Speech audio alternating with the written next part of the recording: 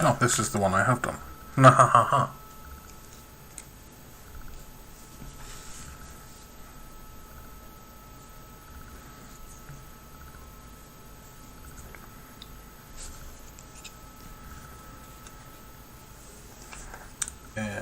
Mates.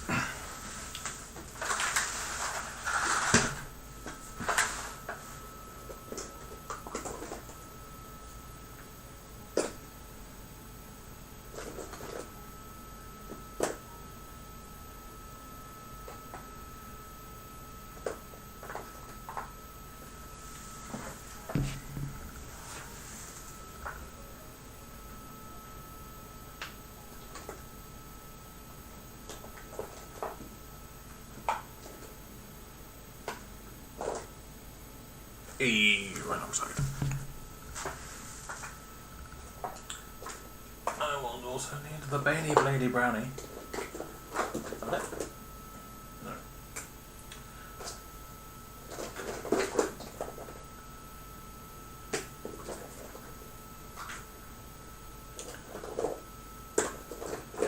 What's that?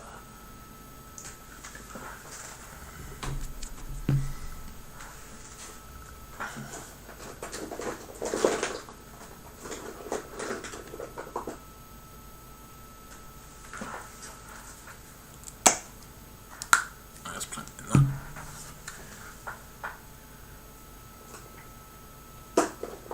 Nope. Nope. Nope.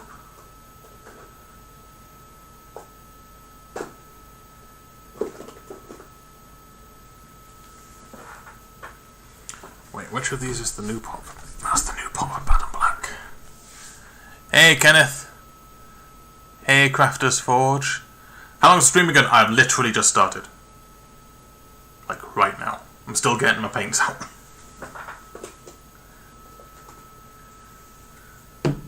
Trying to find my... What is it? What am I trying to find? I've forgotten now. You distracted me. No. Scrag Brown, that's what I'm trying to find.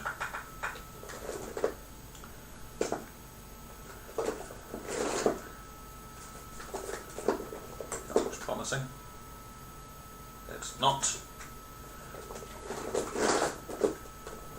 This also looks promising. It's also Doomball Brown is handy.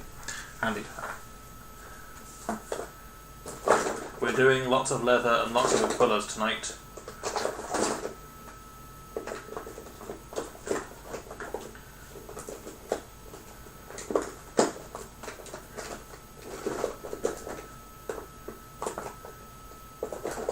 We'll need that as well.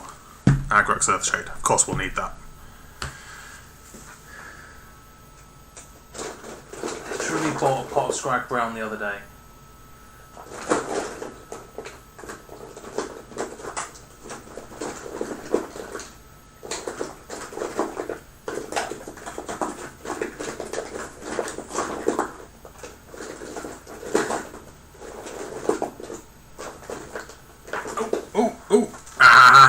Found it. Okay. Got everything I need.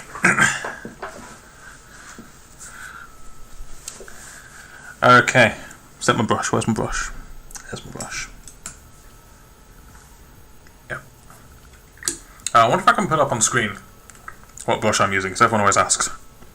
Boop, boop. Move them out of shot for a bit. Let's just see if I can get a thing up on screen. Add a text element to this. Boop.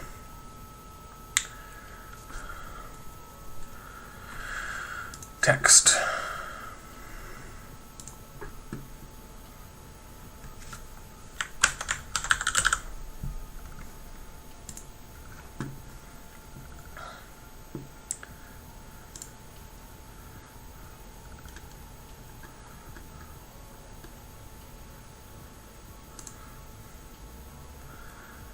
And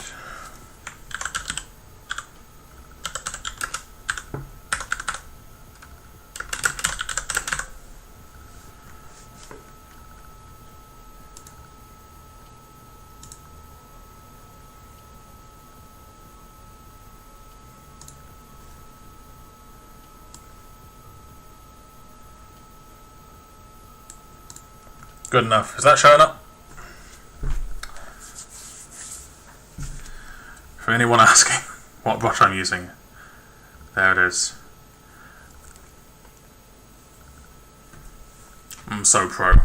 I'm sorry if the screen is a bit wobbly, but my highly ghetto system is that I've got a webcam perched on top of my lamp. It's very, very, very cheap and cheerful. I have a soothing voice. Well, so do you, Kenneth. I'm just flattering, you know.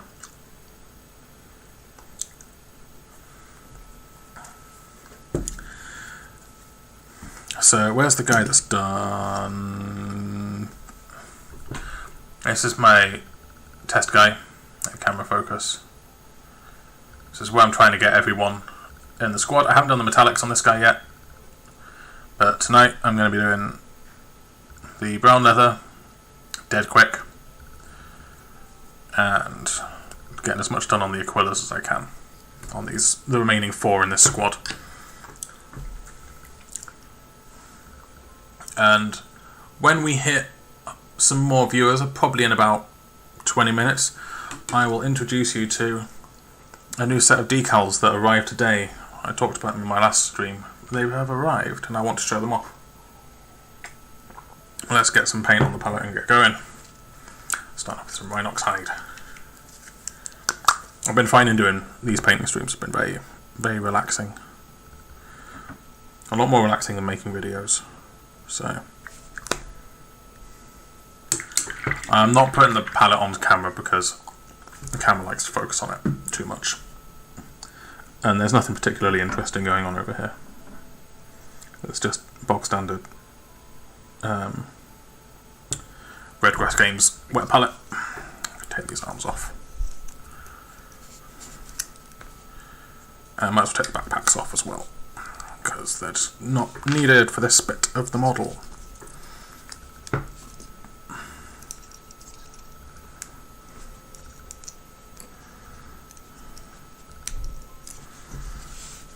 I love push fit. I haven't really played much 40k in a while. Not since I moved out of walking distance of a Games Workshop store, basically.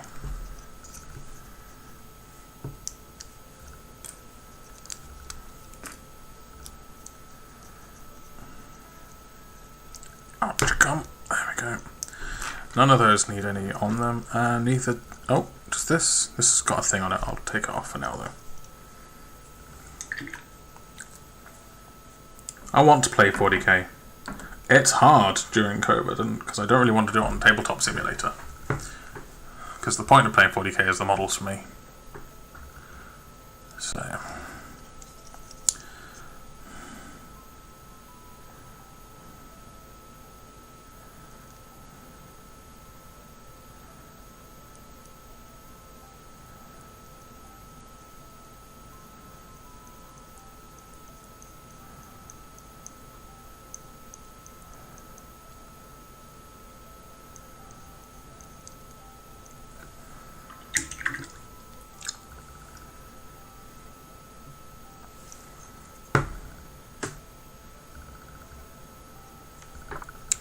For some of these holsters I've had to actually take the fronts off the backs in order to be able to get to the opposite sides to be able to paint them, because you can see them between their legs, but I'm like, I am not getting my paintbrush between their legs.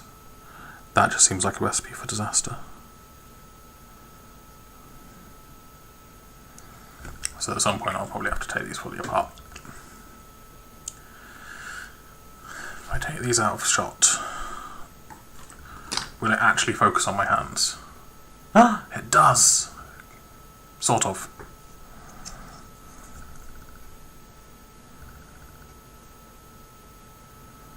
If I was doing these to any kind of competition standard, I would probably do all of the pouches in different colours to represent different materials, but these are just for getting on the tabletop at some point. Get me back into the habit of army painting.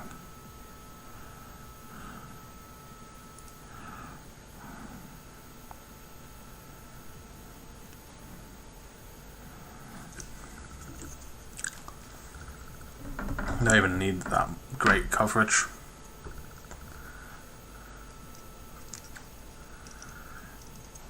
Yeah, I see what you did there, beyond hope. But you can't attack these Space Marines. They's green. They must be one of us.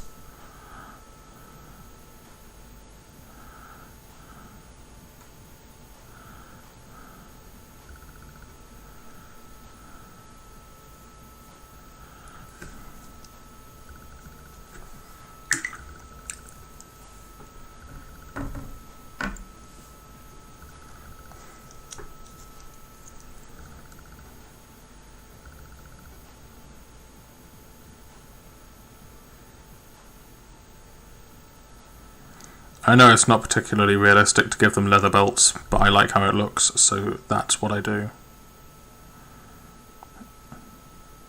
It works well because Rhinox hide's quite a red-brown, so against the green it actually looks quite good.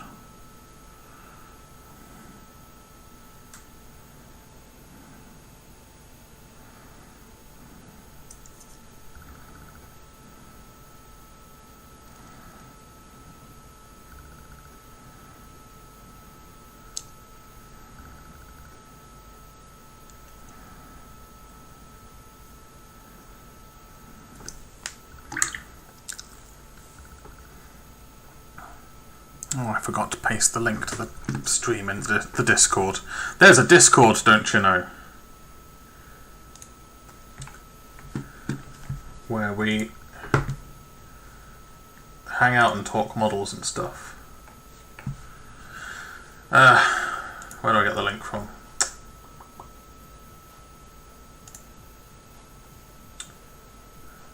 Share. Copy. And paste.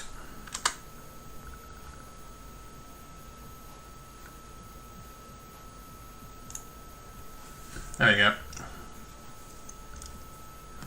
Hey Farron. Farran. I'm not sure how you pronounce your name. Hey, if you want to catch me, you need to hit that subscribe button and then hit the bell button. But I'll probably be streaming around this time most weeknights, at least for a bit. I've got a Tau kill team that I'm going to be working on soon that's half done from before I moved house, and now I'm in a position where I can actually finish them off. Oh, I can't really take off the shield. I don't need to do that bit behind it because it's moulded to the same piece as the Aquila.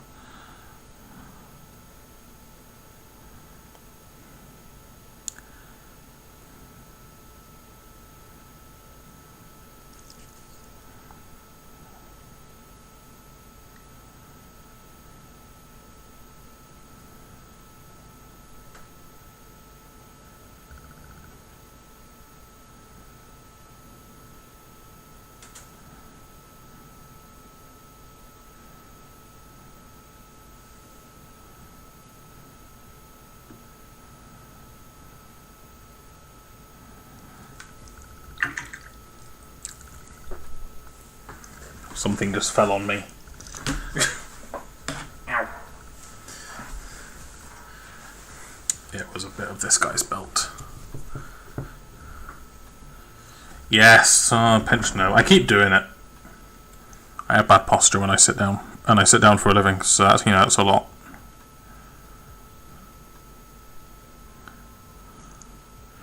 And standing desks, try and find a standing desk in the current environment. You won't be able to. Not for any reasonable amount of money.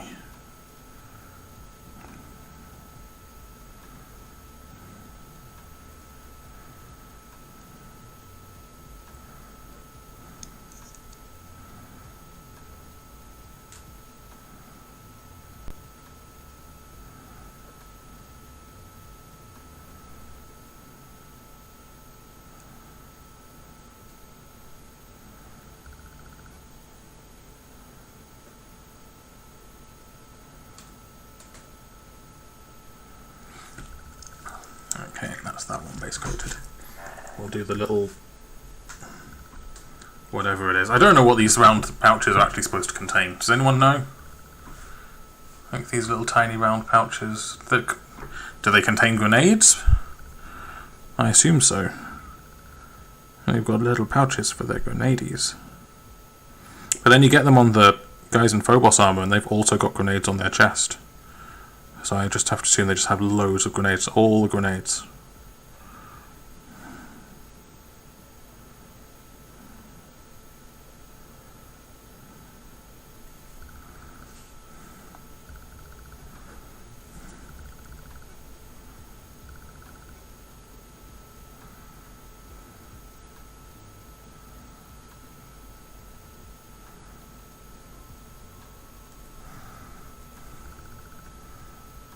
Okay. You're done for now, Sargy. Skittles. Would a black undercoat, semi-zenithal with a German grey / Eschen grey with non-oil make a good fast black armour? It would. I still recommend that you would do at least edge highlights along the top edges. Just along the top with like Administratum grey or something. It doesn't have to be a lot, you don't have to do them all the way around. Which is what makes edge highlights take forever. Just because the thing that black armour usually misses is definition of shapes. Yeah, energy drinks, that's what's in them.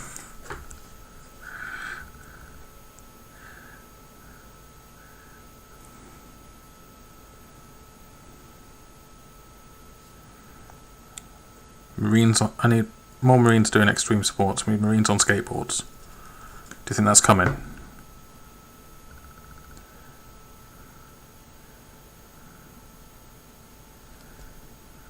Hover, skateboard, Space Marines. That's what we need.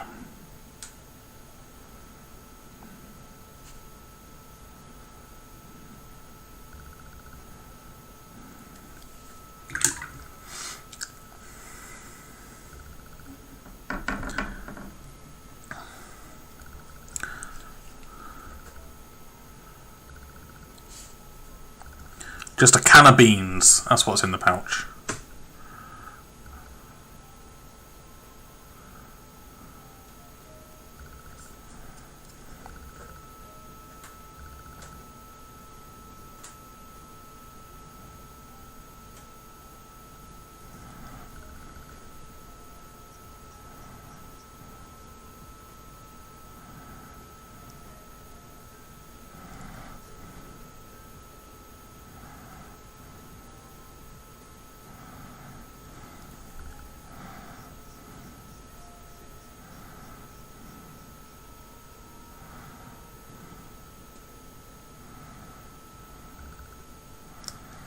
As Darren Latham says, never look back when you're painting your base coat. He doesn't say that. He says something similar to that.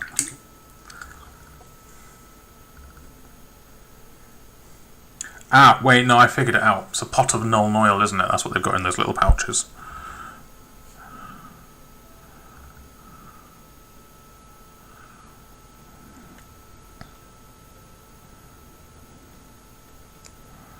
Come in very handy, you know, no spills with that.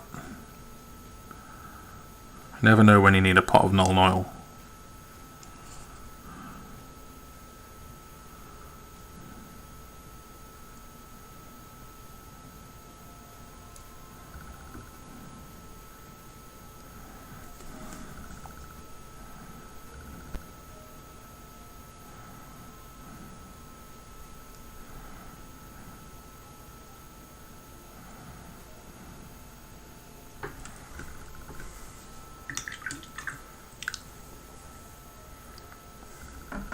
Once I've got these base coats done, I'll show you off the new transfers I got today. They're exciting. I'm not going to be able to apply them today though, because I'll have to get a gloss coat on these guys, or at least on the shoulder pads and the legs, and I am not ready to do that just yet, because paint doesn't like to sit well over a gloss coat. And I still have painting to do. And I don't want to have to do too many coats of varnish. If I can avoid it. I can get a second coat straight away across that surface.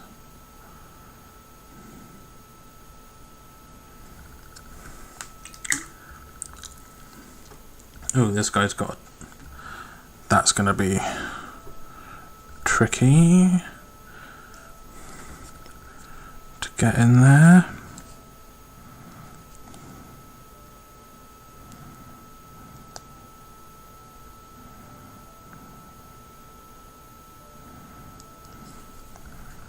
Nailed it.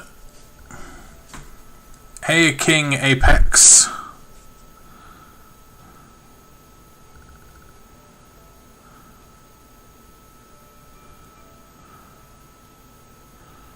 What is up with you?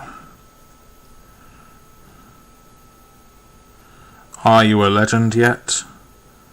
You know, because Apex Legends is a video game that the kids play. Or played. It's Fallout guys now, right? Fall Down guys, the Fall guys. Fallout Boy, that's what all the kids are playing, Fallout Boy.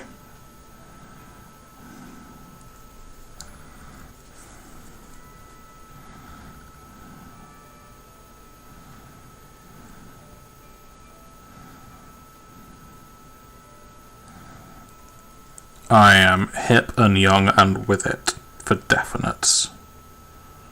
I'm on the TikToks.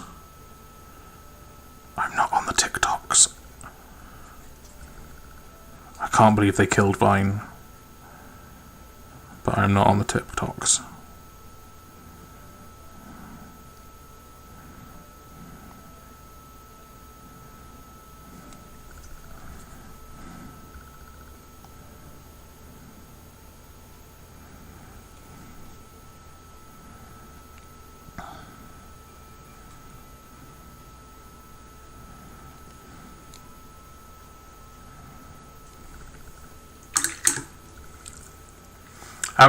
I have seen the decals. You get them with Sisters of Battle kits. I've got loads.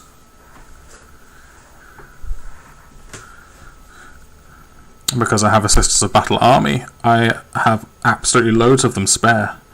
And I use them on my marine decals because life's too short to paint text on decals, on purity seals.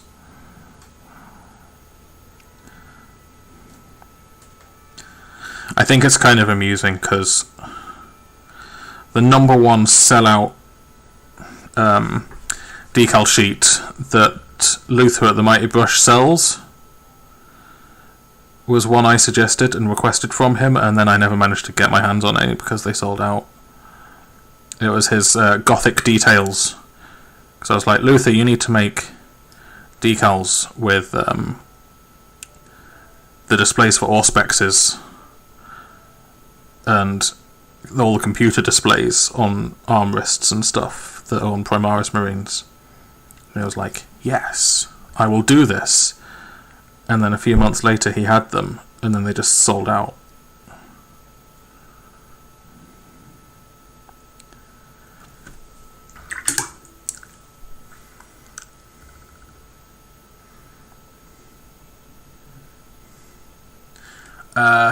TikTok is Vine for white people, and also so the Chinese government can keep an eye on what we're doing over here. That's the short version.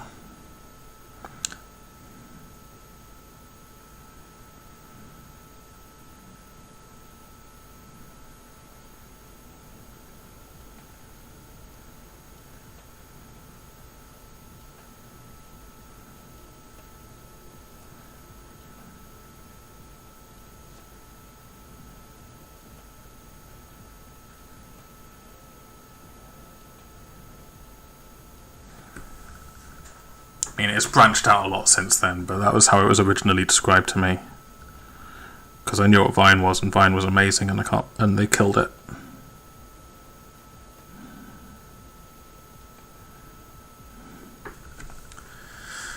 Okay, next.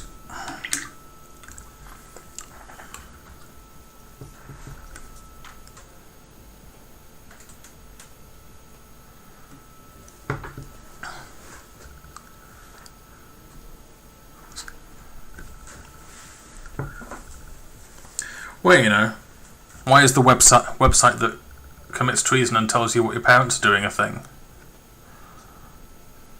AKA Facebook.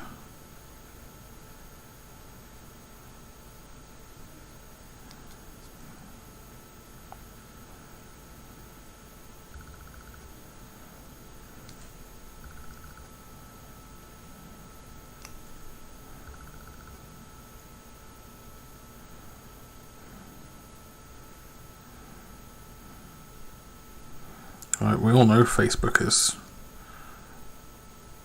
evil. Yeah, everyone keeps using them.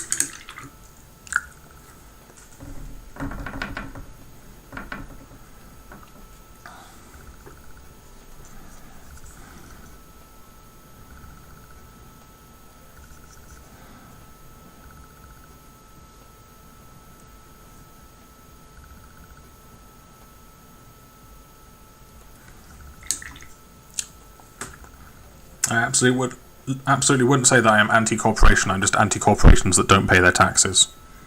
So I'm not a big fan of Amazon either. But there are some things I can only get from Amazon, and that really pisses me off.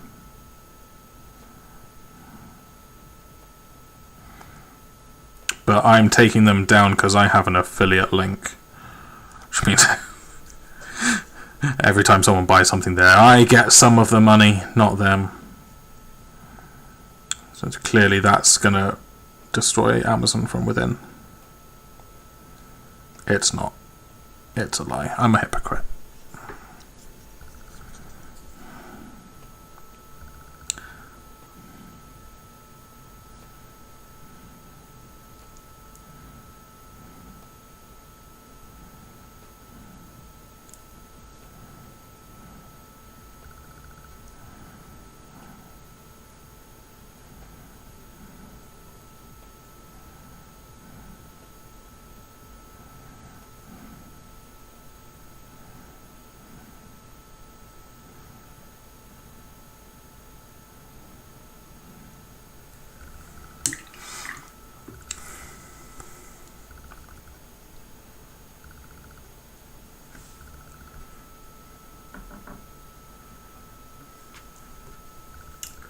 I don't see the point in the painting racks where you've always got your paints on display. I never need to delve into my paints that often. Doing a paint session oh fuck, I need this. One paint right now. It better be within arm's reach or else I'm just going to lose interest in painting forever. It's just not a thing. I don't mind spending 5 minutes rooting through a thing. I understand if you're like a commission painter. But if you're a commission painter, surely you've got all your paints out beforehand. And you're ready to production line everything, you've planned it all out in advance.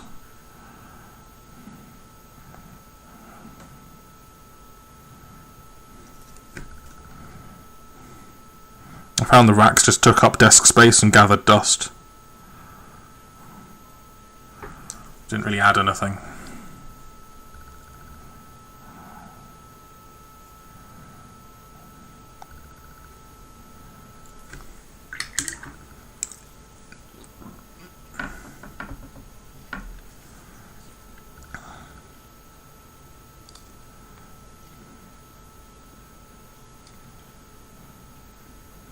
Fortunately, a lot of the stuff where I'm making mistakes I can either turn into battle damage or is going to be covered up by arms, so I'm not sweating the small stuff.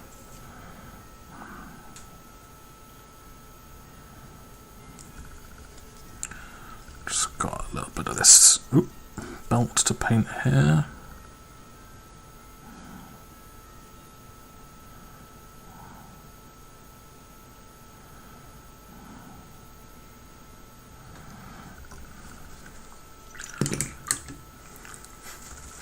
drop the model. Just gently drop the model. I mean, the way I paint is basically just organised chaos. And with emphasis on the chaos and not the organised bit. So the paint racks just got in my way because I needed space to spread out and put paints everywhere.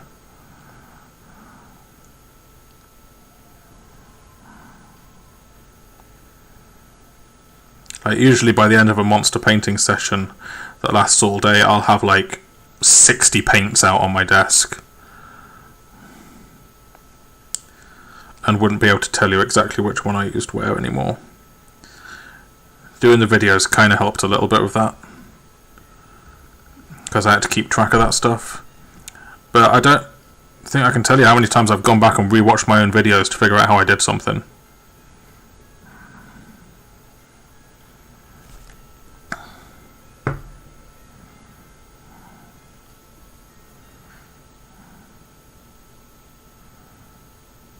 Every time I come back to the Raptors, I have to go and watch my original Raptors video and go, oh yeah, that was what I started with, and then I changed this, this, this, and this the last time I did it.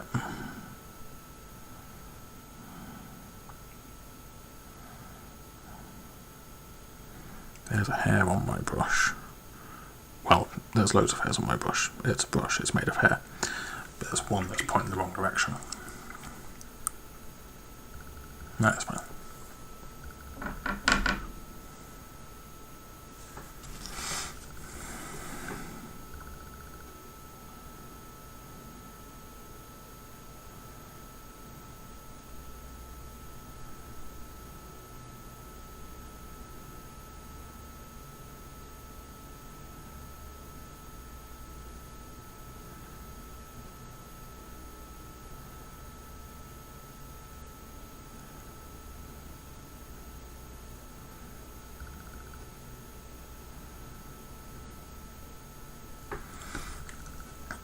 Okay.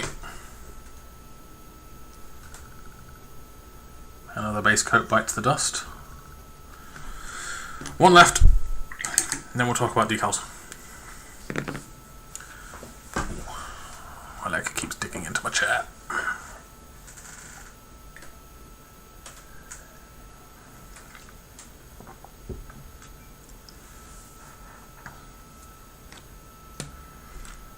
Although I'll probably have to take some of these apart to be able to get to the other sides of the holsters. I just base coat the other sides of the holsters. I don't actually paint any like details or lines on it, because you just need it to not be green or primer or whatever.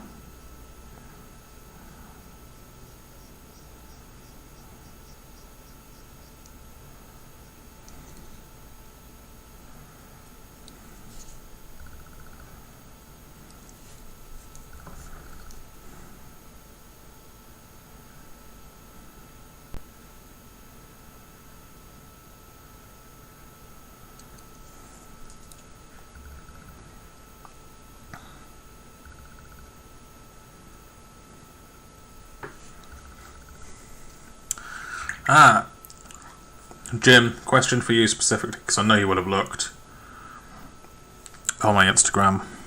What do you think of the plasma glow effect I did last night, now that you can see it properly? Because it looks better on the pictures than it does on the stream.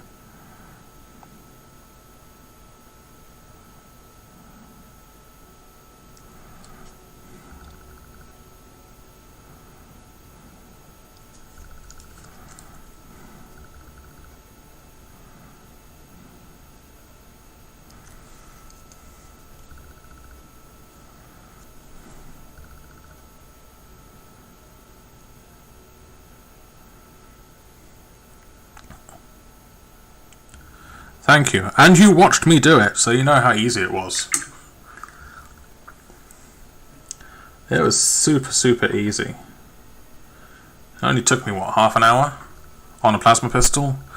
I don't think it would take much longer on a plasma gun. Something bigger like a plasma blast gun or a plasma cannon probably would take quite a while. Like maybe an hour. Which is why I'm just like, no, I'm not doing it on hell blasters. Hellblasters are good. I'm doing Hellblasters. What I'll probably do is I will airbrush the blend and then just paint the coils black, so that I get the majority of the work done with the airbrush quickly. But generally speaking, I've always found that OSL on plasma pistols looks a bit over the top because they're so small. Yeah, I've seen it done on Dreadnought macroplasmas and it looks really good, but you've got to spend a long time because the coils are actually quite large, so the gaps between them are also quite big. So you've got to be quite a bit more precise with those. It's one of those effects I think actually is works quite well small, and is fast small, very fast, but scaled up requires quite a lot of time to look good. But I won't know until I try it. I think I've got a macro plasma cannon knocking around in the bits box, or possibly as part of one of my Orc Mega Dread conversions, which is somewhere in my still packed boxes because I don't have enough storage space for all of my stuff just yet.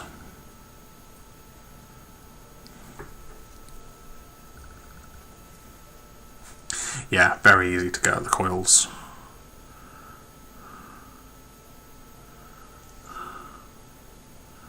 And you know, it's different. I've been trying to think if I can apply a similar method to painting power weapons, because I don't really like any of the methods of painting power weapons that are popular, which is either the old airbrush blends or even the non-metallic metal power weapon style. Not a fan. I used to do it. Not a big fan anymore. I think it looks kind of cheesy, and I think it's just because everyone's doing it now. Well, there was a period where everyone did it. And I don't like painting the lightning bolts on them because it looks... I just think it looks a bit cartoony.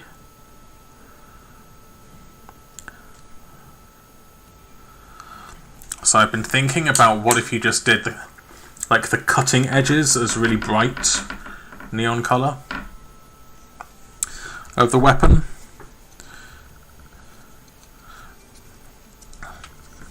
And then use some colour contrast to seek into the metallic surface.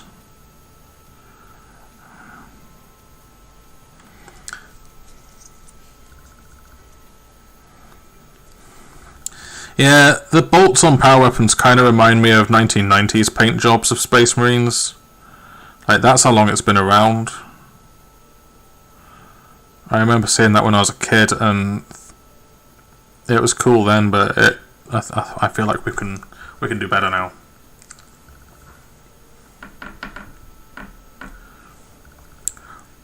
But my brain's like, but surely you'd want all of the energy concentrated onto the cutting edge of those weapons.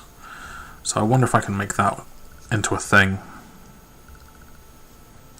Can you see belt there? No, I don't think you can. Maybe you can. Yeah, you can a little bit.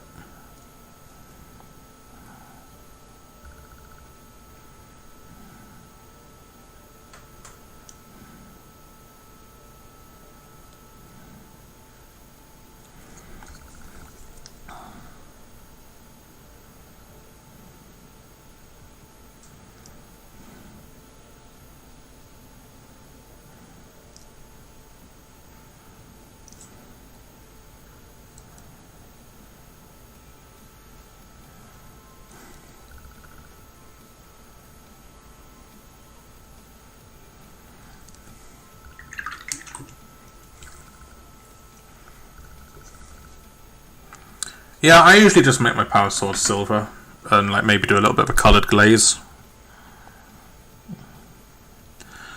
But I just want to try new things.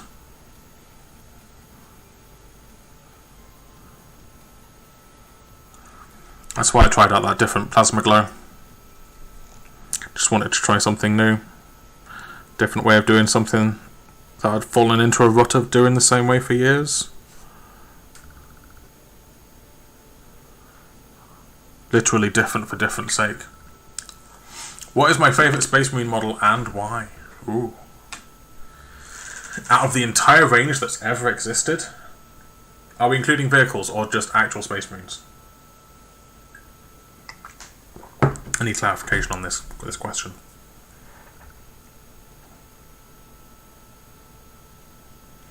Because if we're including vehicles, then I've got a pretty easy answer.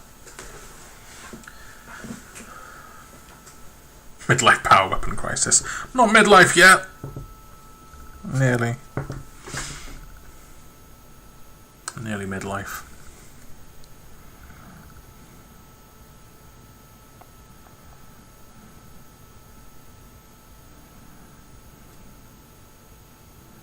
Just because I'm older than you, Jim. You young whippersnapper.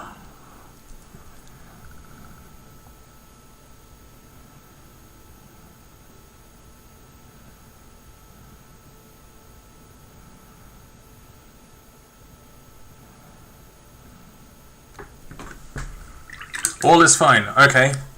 In that case, my answer is easy. It is Carib Culm the Risen of the Red Scorpions. That Leviathan Dreadnought Chapter Master is easily my favourite Space Marine model.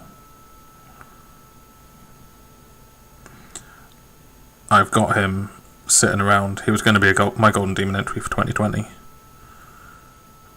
And I started him back in 2019, like immediately after that Warhammer Fest. I bought him at that Warhammer Fest with the intention of entering him next year.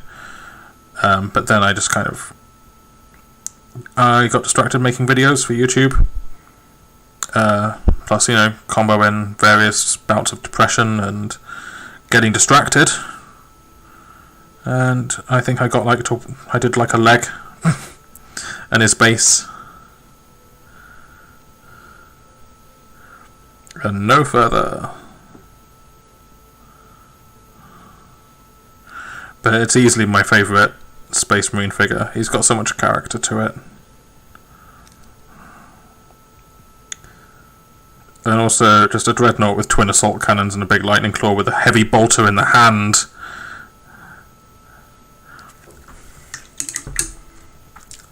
But otherwise, if I was going for actual Space Marines, the Terminator Chaplain is one of my very favourites.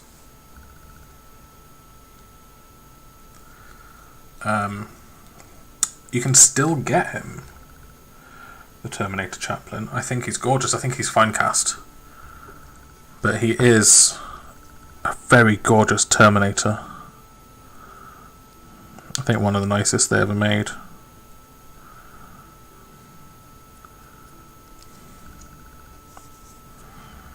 And it's kind of funny because I never really used chaplains ever on the tabletop. I think I've only ever painted one. Is that good enough in that leg back of... not really. Let's take him off the base. Don't think I need to take him apart.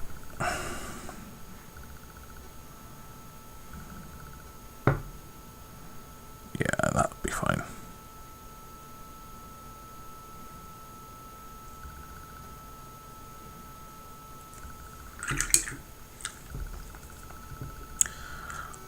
So in that case, my question is,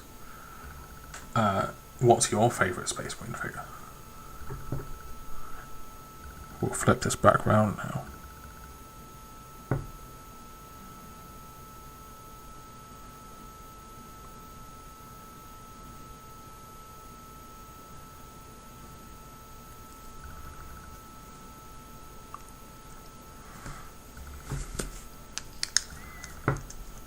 Okay, let's just do the other side to the holsters. How do you make a Tech Marine Dreadnought? Oof. Where are you going to find a servo arm big enough? That's the question. And you have to answer with that, isn't it? This one's not that big of a deal. I think I managed to do the back of this holster enough. Or I guess the front. Technically, this is the back, isn't it?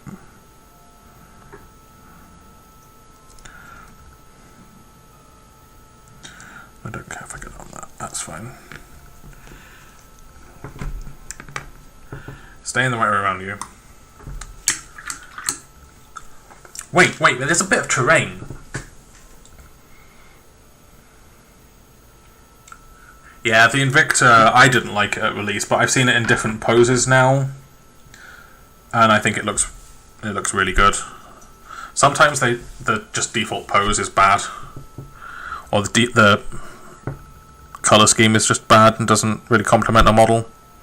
Games Workshop's photographers, I think I've said it before, they're not great at photographing the vehicles. They're very good at photographing people-shaped figures, but they're not great at photographing the vehicles. Because I hated the Taurox when I first saw it, and now I actually quite like it. And that's just because I've seen it in different paint jobs and different angles, and in real life it looks fine.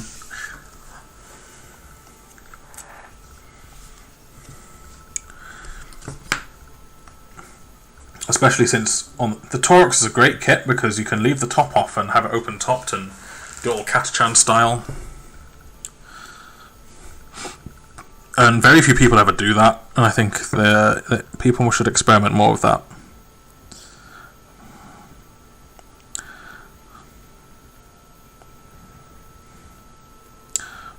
Although it does look better with aftermarket wheels on it, to be honest. But it's nowhere near as bad as when they first released it in turquoise from a very bad camera angle. And it was just like, that's the ugliest vehicle I've ever seen. Okay, that base coat of Rhinox hide is done. Just put the lid on my wet palette. So I promised I would look at decals. So, these arrived today. From this place, the Mighty Brush. There's their information. Luther, one of the best Raptor armies on Instagram. Certainly one of the biggest. He is very good at designing decals because he's a graphic designer in his day job, I believe. So he just started designing decals. So I got a whole bunch of them, and they are in such good quality. I was very surprised. So I come with a little bit of protective film. This is these are on sale. These are the post-apocalyptic marking sets, aka orcs, orc vehicle decals. And these are half price at the moment, like £3.50 or something. You got your chevrons, you got your numbers. Absolutely great for vehicle markings. Also Gene Stealer Colts. These are great. Like, these have got screwed up, like spray painted stencils on purpose. I love it. I got them in black and white, so that's the white ones. Here are also the black ones. And the thing that I like about these is that, I mean, he's doing white decals, which is hard to find in the first place. But it's not just like, oh, he's printing them out with a laser printer at home or something, anything like that. No, these have got shaped decal film. So they're as professional as decals get, essentially. It looks about as thick as Forge World decals and Games Workshop decals. So, very good stuff. But now let's get on to the really good stuff. Yeah. This is, what is it? This is the Fleur de Lis text. So I got these for doing my Sisters of Battle. The infantry and the vehicles, mostly for the vehicles, because there's not a lot of stuff of decals in the Sisters of Battle decals sheet that is decent size for putting on the bigger vehicles like the Immolator and the Exorcist. But you also, this has got 50-50. It's got the same. It's got symmetry between black and white. We've got names and statements, which are good for putting on the old ribbons. We've got these lovely golden, and it's very, very shiny metallic gold paint as well. It's not just, look at that reflection. It's great, gorgeous. Got these lovely filigreed letters, initials here. They're so crisp. And we've got plenty of decals for putting on purity seals, extra. They're so good. I think this sheet was £6, maybe £8. It was expensive, but to be honest, it's worth it compared to what you'll pay for a Forge World decal sheet, which is like 25 quid. Even more if you're trying to get an out of print one that's only on their website. Ridiculous. But these are just gorgeous. I had to have these for my Sisters of Battle.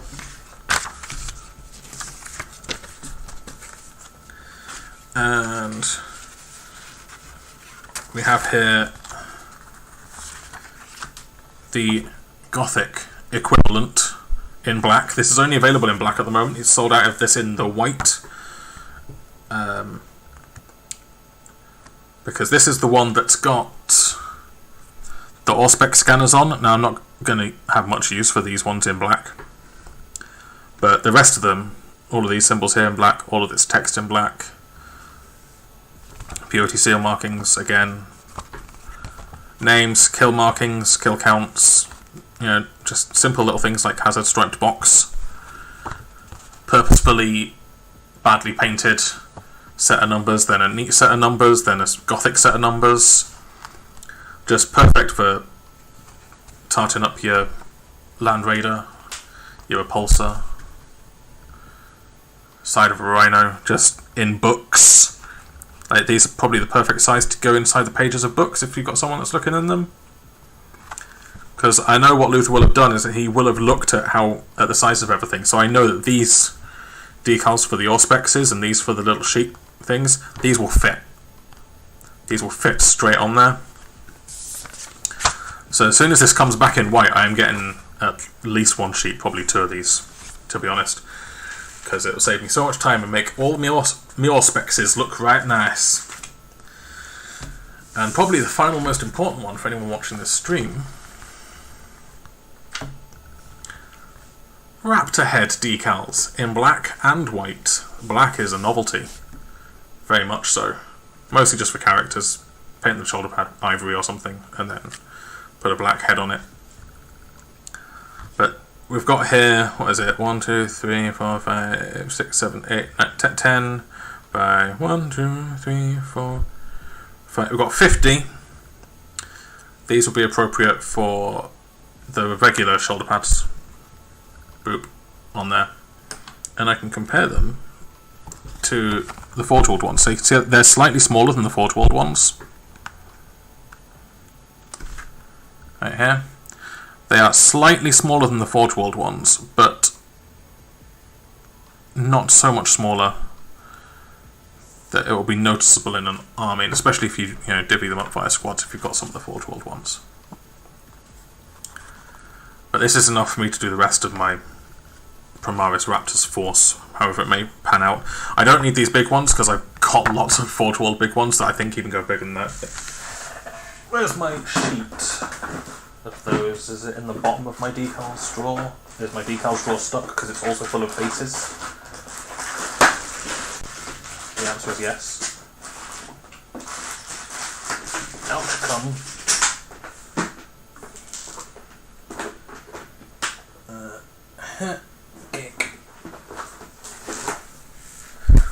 So, is this it? Nope, that's an Imperial Knights transfer sheet. Is this it? Got so many of these Forge World transfer sheets now. This is empty, that one. So is that one. This is what it says on the tin, and it is my Solar Auxilia transfer sheet, which I've not used anything off of. That'll be Eldar. Space Force. It's not. Did I leave it out? I might have left it out so I can use it later. It's not in my drawer. Transfers. Where did I put it? I'm confused now. Oh, no, I see it. I see it.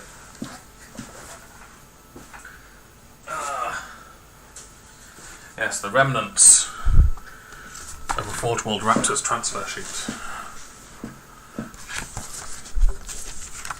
It's higher contrast paper as well, so you can actually see what you're getting. So, where are we? These. So you can see they're only slightly smaller than the ones that are from the Forge World sheet. It's a very tiny difference. They didn't get lost in the post, Jim. I never got around to sending those. I will send. I think they're in an envelope in one of my drawers. It's because I ended up moving like almost not long after that, and everything got packed away. Those with them, unfortunately. I will dig them out and I'll send them on, because I think they're just in a little cardboard envelope somewhere. But to be honest, all I need off this sheet is like this section up here for all the tactical markings, because getting these symbols and outlines is actually not easy. Yeah, it's not a noticeable difference at all, and you get more of the regular size on this than you ever got on the Forge World one. Because I think maybe you got 50. No, I think you got about 40 on the Forge World one, because there were some Terminator ones here as well. So much better value for money. Definitely don't bother trying to track one of these down. They go for like 50-60 quid a full one.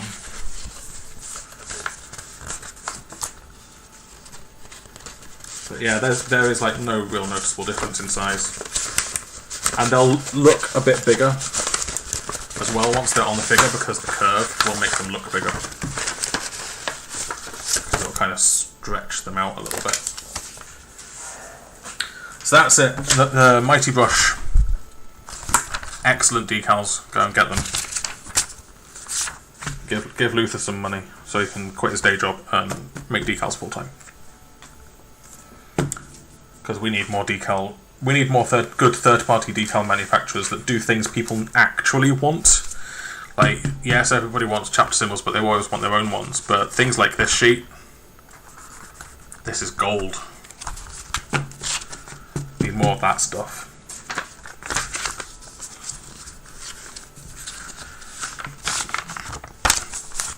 Decals, one of the most expensive forms of paper. Hey Shane. Right, what should we do next? Let's knock out the leather real quick. Then we'll go on to Aquillas. Where's my Scrag Brown? No, wait, do Doomville first. Just quickly. Ew. Let's get rid of that. GW pots, everyone.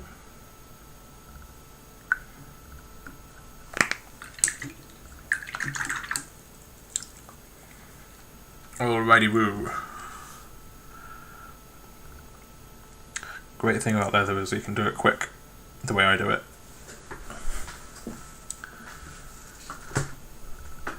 Yeah?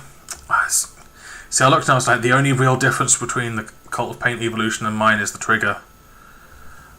And I was like, is it worth buying an extra thing? He doesn't do any stuff for Eldar yet. It is mostly Imperium, but that kind of makes sense because that's where the huge market is.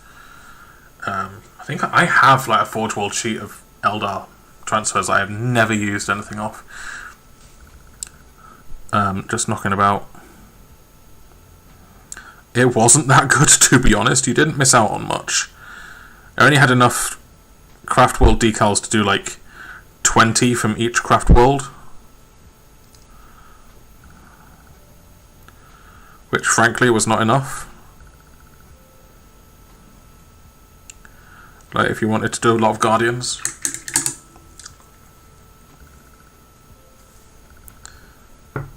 Boop.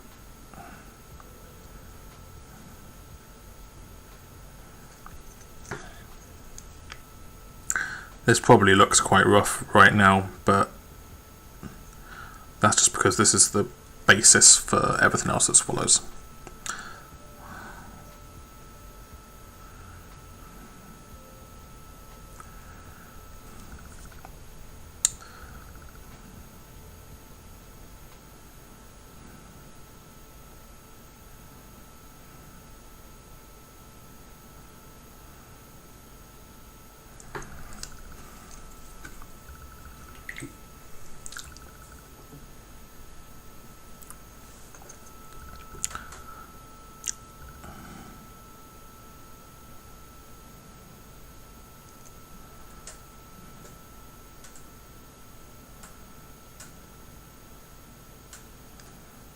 The can of beans gets painted.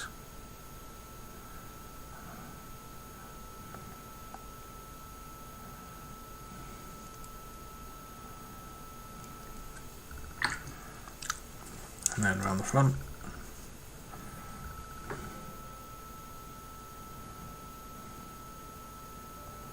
I won't be painting this guy's head on stream. I will be doing that off camera sometime. Although painting on this stream is not actually that bad compared to painting with a DSLR next to your head. Yeah, burnt umber is absolutely close enough to substitute. It's actually what I would normally use, but I ran out. Brine oxide and burnt umber from VMA, the VMA range, are almost identical. So yeah, absolutely substitutable because that is what the original recipe called for. In fact, it's better, more accurate. Doomball brown is a more accurate thing. Would be like brine oxide mixed with Doomball brown is quite close to burnt umber from VMA.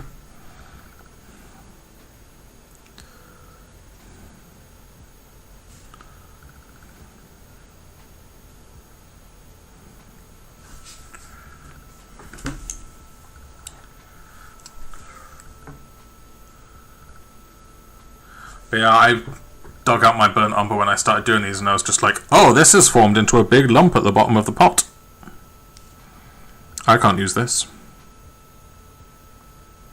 Because it had been like literally years since I'd used it. So anyone saying that, you know, paints in dropper bottles don't dry out, they do.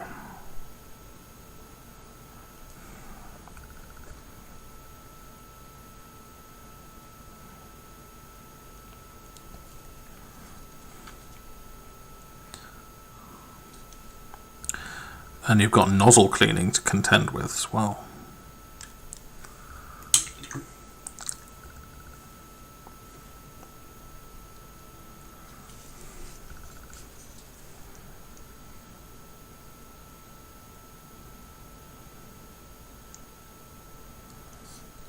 This step isn't strictly necessary. I would normally just go straight to scrag brown, but I found it while I was digging around in my paints, and I was like, it'll add a little bit of extra texture to the leather, which is always just helps.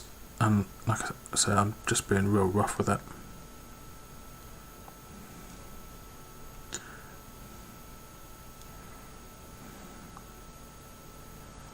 Sometimes adding an extra step doesn't take much time per model, but can yield excellent results.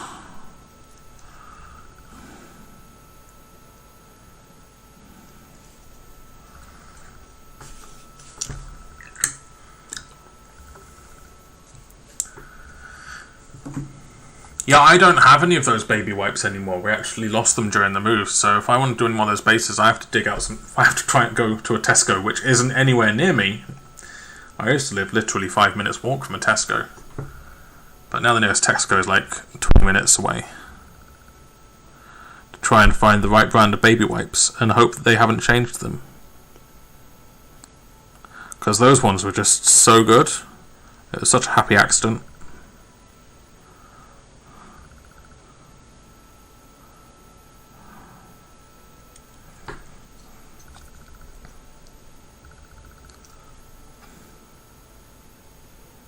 I am surprised that someone like Green Stuff World hasn't like jumped on it and just gone, wait, we can repackage just baby wipes and sell them as a masking material for a markup,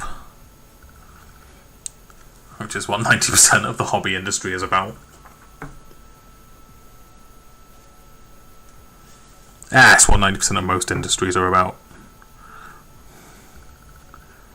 Find something you can repackage and sell at a markup.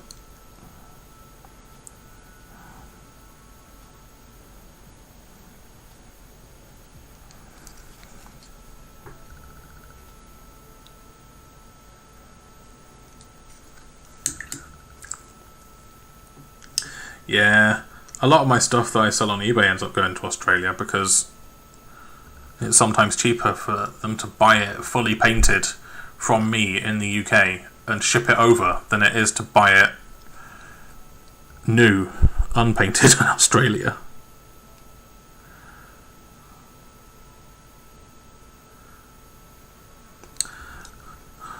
But on the other hand, your flights to Japan are cheaper, so you know. And take a lot less time.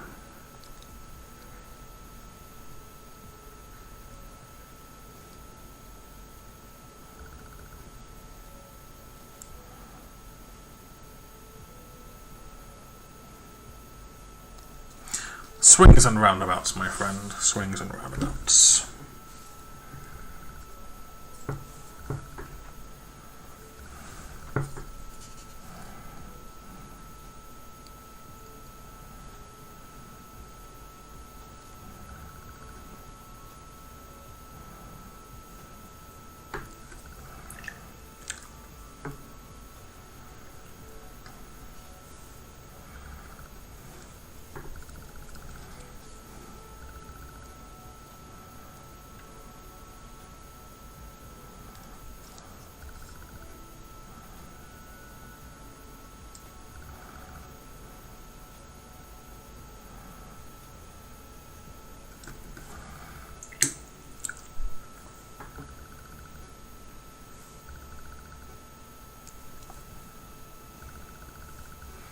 I'd say it's subtle, but it's not actually subtle, what I'm doing with this Doomwall brown.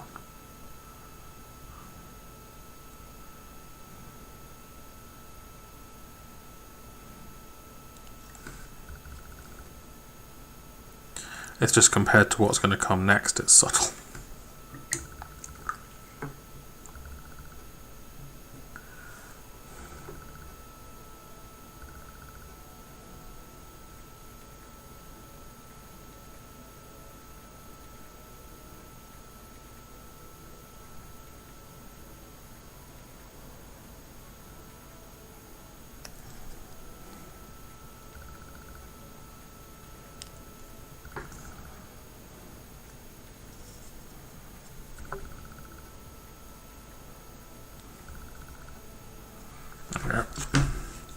Next, Scrag Brown.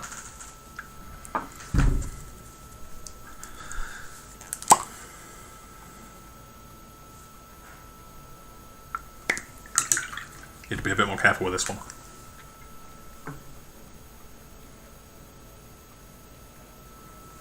I may also need to go get a drink because my throat's drying out. Okay, a bit more careful now.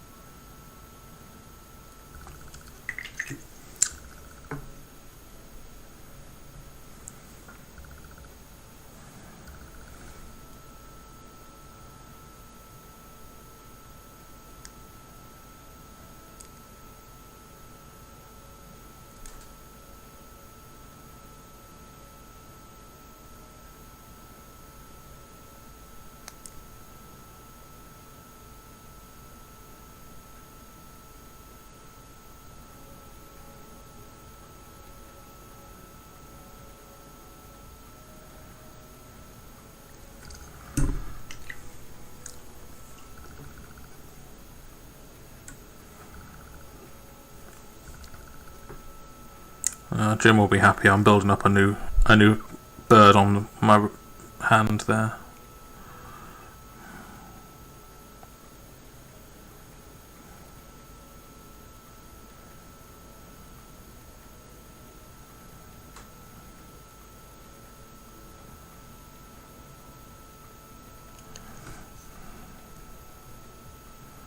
With the colours I've got, it'll probably be some kind of starling by the end of this stream.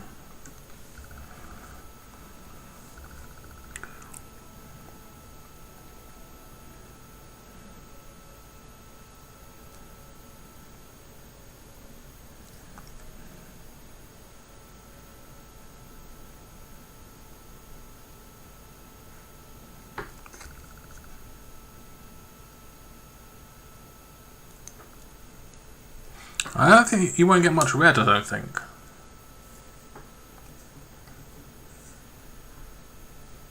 Good luck, Shane.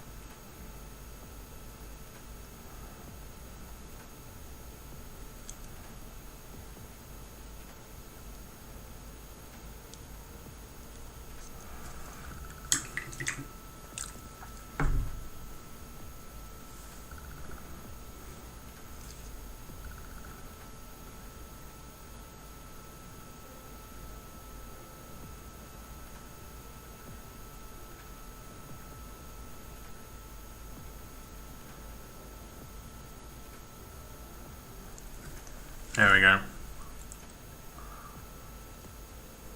It's not a lot, but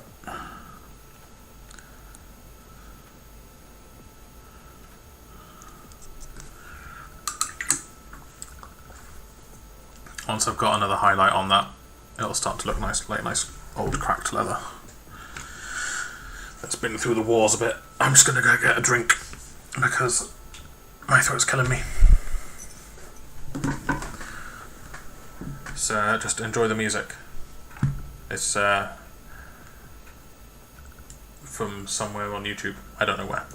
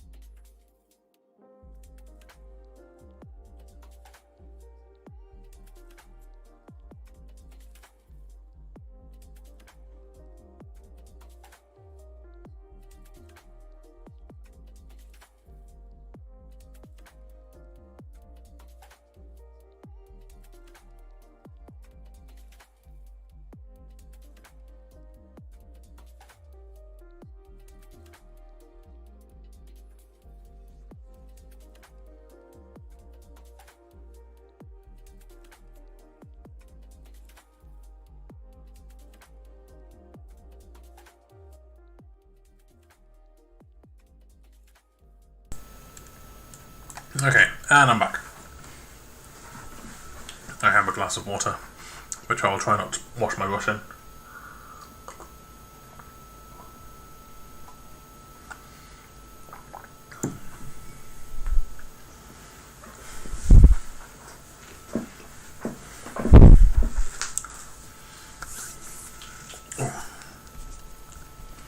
Get my old ass mouse out of the way. Right. Back to the Scrag Brown.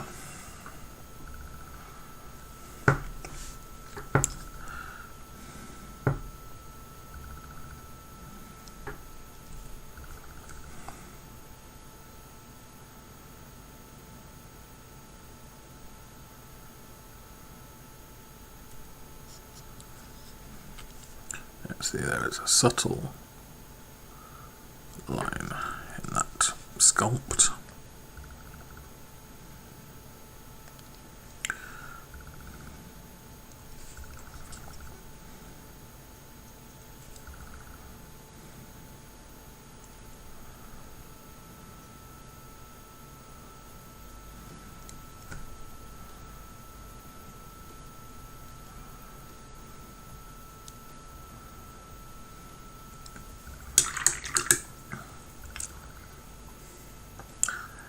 isn't tomorrow that Necromunda PC game coming out? I've just suddenly realised, wasn't it the 9th of September? On Les Consoles and Le Steam. I need to find out if that's going to be any good. Because if it's a turn-based strategy game, I am well into them.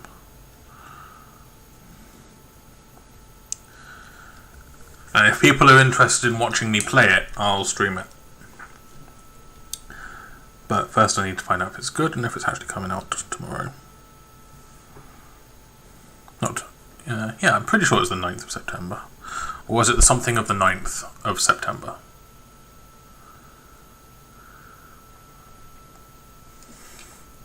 Yeah, it looked good. It reminded me of this...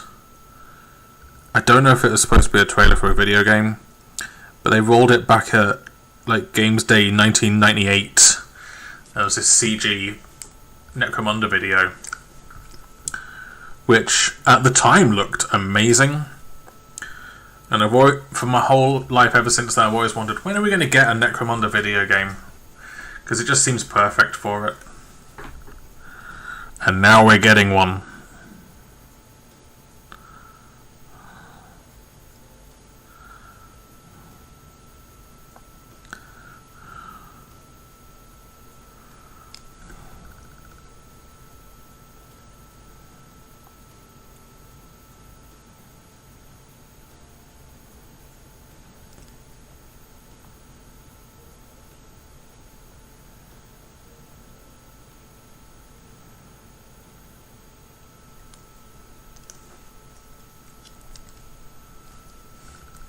Yeah, the advert didn't really give away a lot, that's the annoying thing. I'm always wary of video game announces that don't have any proper gameplay footage in them. Because I've been a games developer for 20 years and I know better.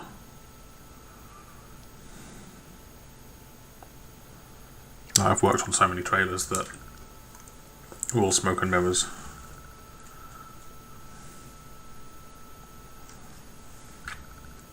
That I know that video game trailers are not representative of final game footage at all. Even the ones that claim that they are. Some people will have spent days gathering the footage for that trailer to make sure the game is in its best light.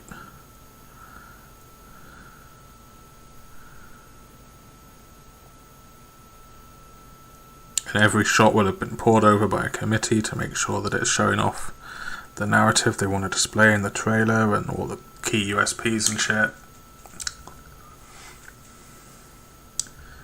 Yeah, I wasn't a fan of how they treated the Eschers in the trailer. Like, I get it, the world of Necromunda is probably misogynistic, but they could have handled it a little bit better in the actual trailer for the game, rather than basically boiling down to lol boobs.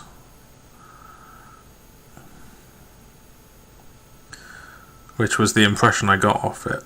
If that impression was incorrect, please tell me. But that's how it felt when I watched that. I was just like, oh, why did they go that way with it?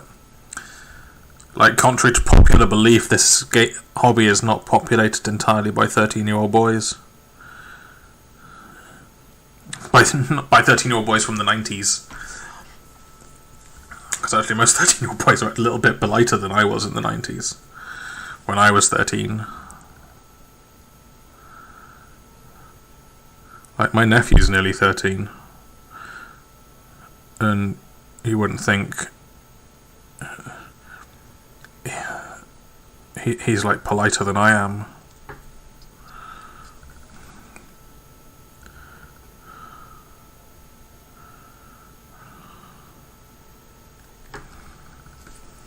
Another one bites the dust.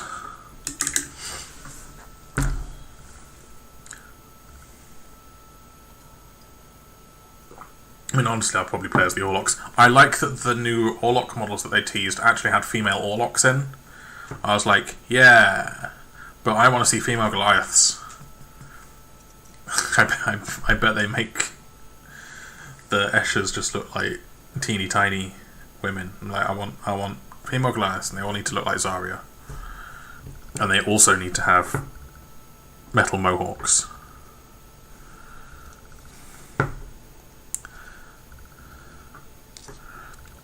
I'm hoping, I really want them to remake Kata-chan's and have a even gender split in the troop box, so that we can have like Vasquez from Aliens, I should say, represented on the tabletop. That new, I'm definitely going to be going into a Games Workshop store to pick up that new Kata-chan Sergeant, because that model is just gorgeous and is absolutely what a Kata-chan female in the Guard would look like to me. I'm just like, yep, bionic leg, check, because her leg got bitten off by a plant.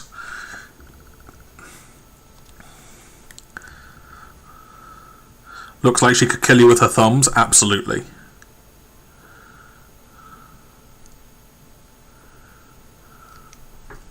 I'm so glad we're past that stage now of everything in miniature painting, all female representation being scantily clad elves. I mean, I'm glad witch elves still exist, but I'm glad we've got more than that, I guess is my point. We're not just limited to that now.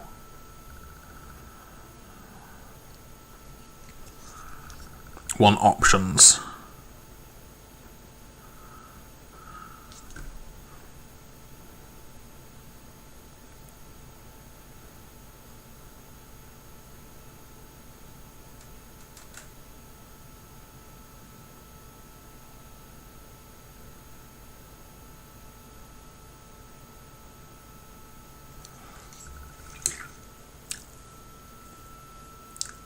Yeah, that's the thing, it's like, they keep teasing us with these Kata-chan models, and they look gorgeous, and I'm just like, well, do an army then, go on.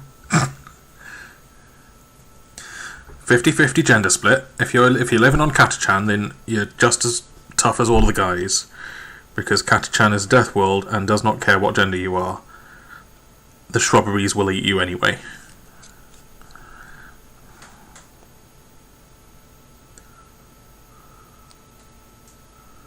So give us a guard army with even gender split. And I think the Kata-chan's perfect for it.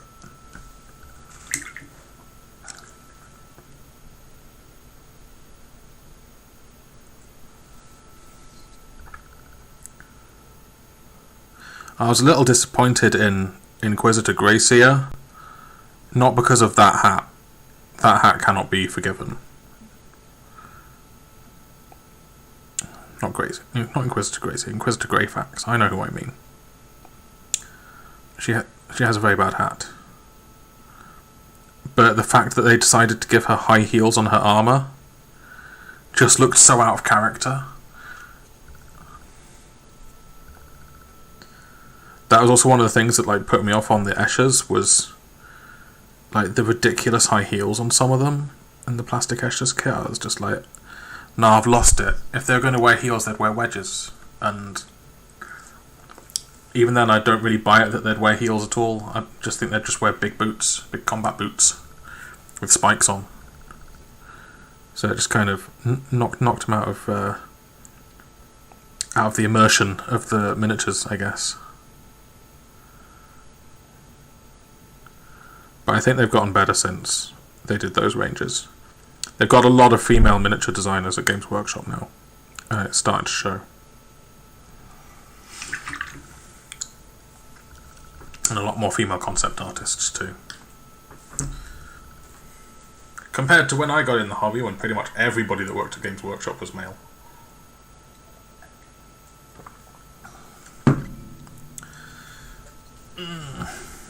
Nearly done with the Scrag Brown.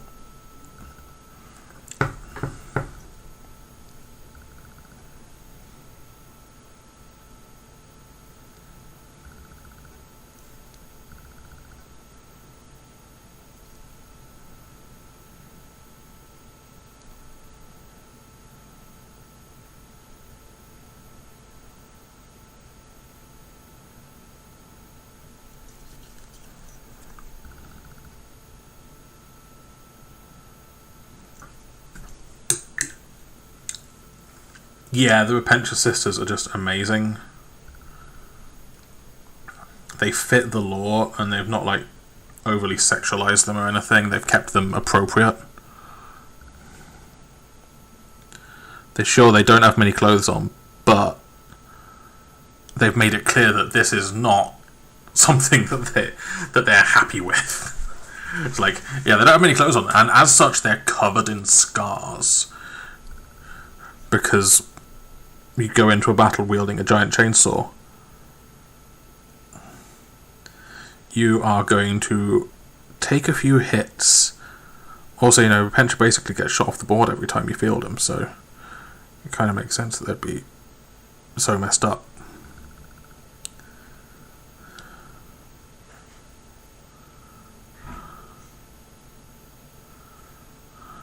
And compared to the old ones, which are just like, oh, we're super sexy, sisters of battle, it's like, not a fan.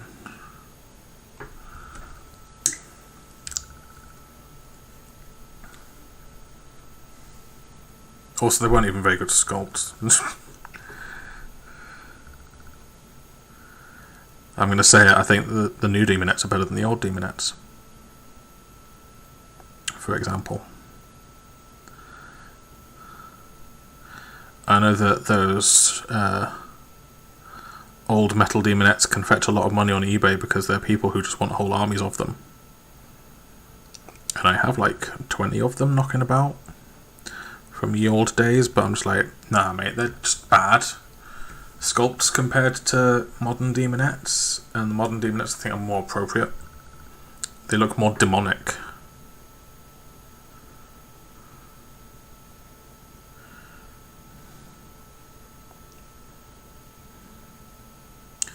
They've still got that clearly like Slaanesh Demonette genetics going on in their design, but they look like demons, not just ladies with claws with no clothes on. Which is what the old ones just look like.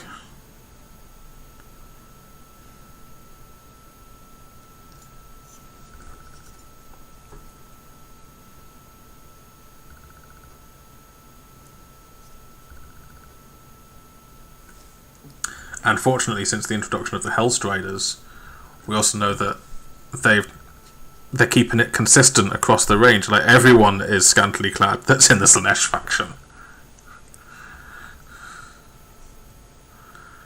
Even the boys. Even the boys are quite feminine and scanty in the Header Knights of Slaanesh. So therefore, it's fine. It's fair game. It's just how it works. Like Syl, is it Syl? Yeah, the big chap that looks like Xerxes from 300 from Slaanesh. He's kind of hot. Like, you look at him and just go, that is an attractive miniature. As an attractive man, you can't deny it. That is like just got bone structure. It's got cheekbones.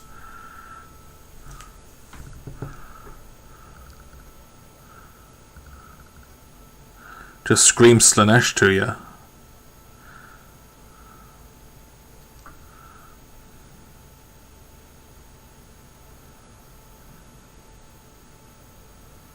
The last one is always the best one. Oh, I haven't done this can of beans. Any suggestions for a Krieg khaki mix? You don't have to match it exactly. You could just go and use just Ushabti bone mixed with a little bit of Ogryn camo if you really wanted to. If you have Ogryn camo.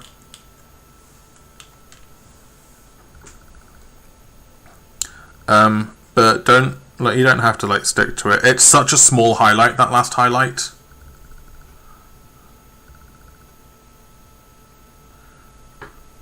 Oh yeah, that Lord of Secrets model looks great. Can't wait for that box set. We're going to get it. And use the miniatures for Warcry, probably.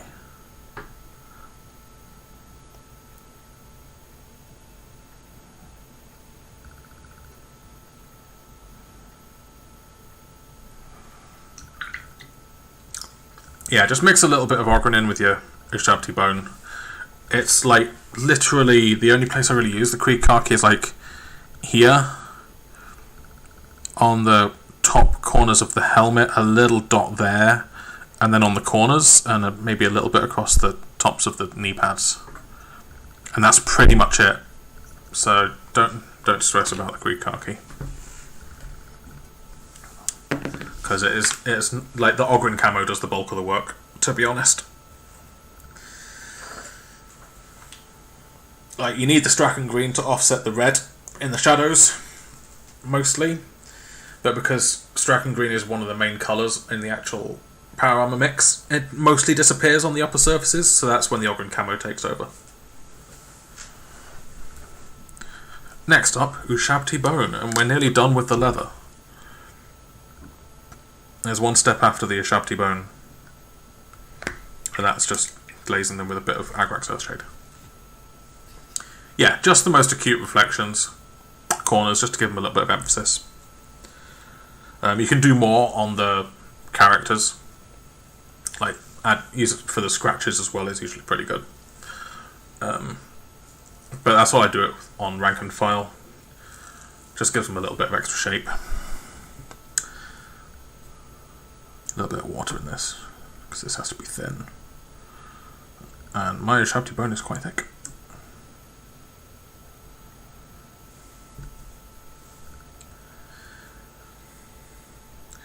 Yeah, Chaos Space Marines, they always seem to get a bit of the thin end of the wedge, don't they? Like, they got their new box sets of Havocs and just regular Marines recently, and then that was it. It's like, well, you're done. That'll hold you. Here's 2 entirely new ranges of regular Space Marines in the same amount of time.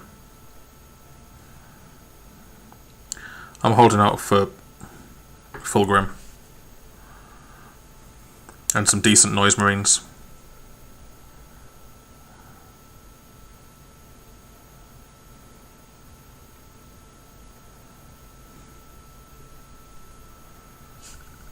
That's enough of that.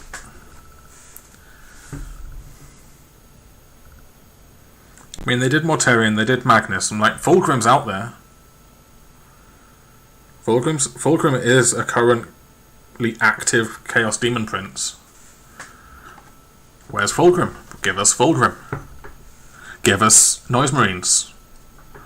I'm sure you've got them.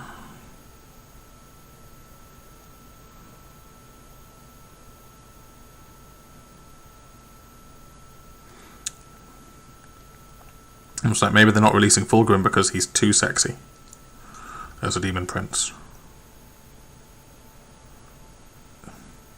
It's like, no, we can't release him. He is too beautiful. You'll all go insane if we release Fulgrim Demon Prince.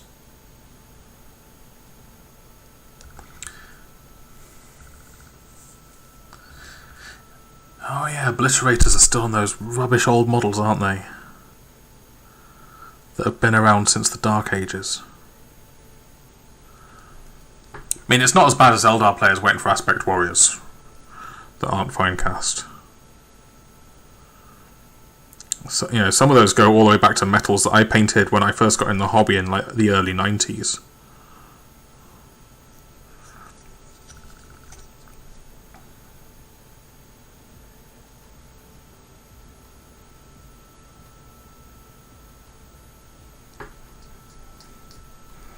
It's almost like they wish Aspect Warriors didn't exist or something.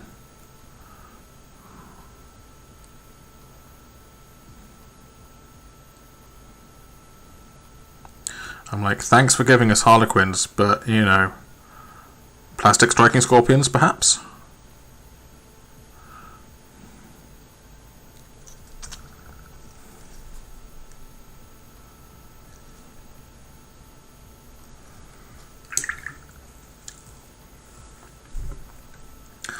You got plastic Howling Banshees, and that was it.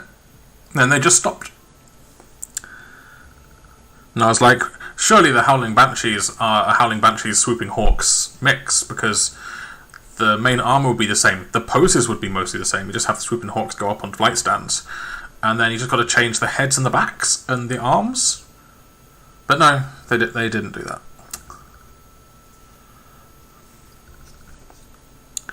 And Fire Dragons and Striking Scorpions could share box. They both got the same armor save.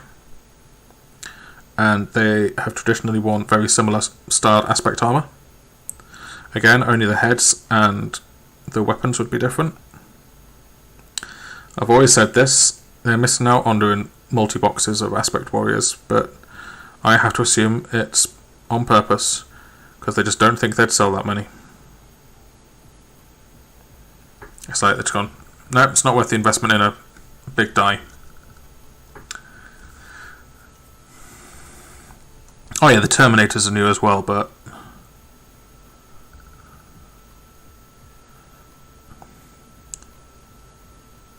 okay, I'm mostly just salty that we don't have Noise Marines.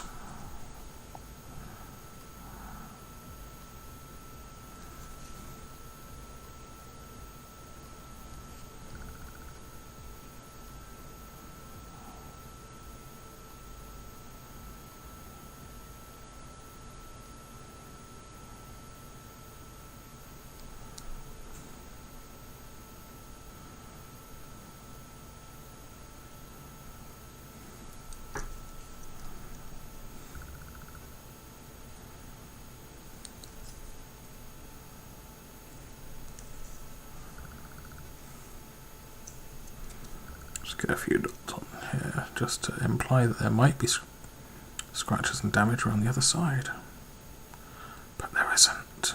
Don't tell anyone.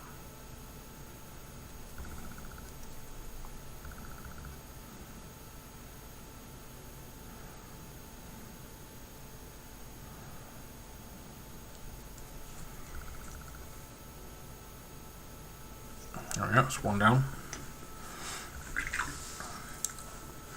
What colour's amazing for the black? Oh, on the weapons? It's just black. Then I usually do a quick spray of Mechanicum Standard Grey. Then the highlights are actually Dark Reaper, then Rust Grey, then Fenrisian Grey, then Ulthuan Grey.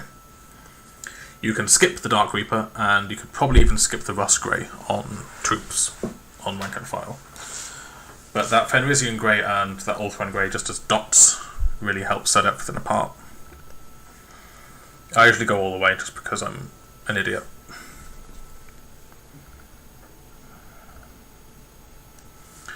But generally speaking, most guns don't take that long to paint.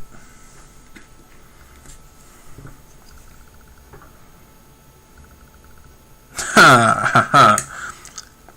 Whoopsie! Guess who forgot to paint the top of this holster at all? It's fine, just needs some right outside on it.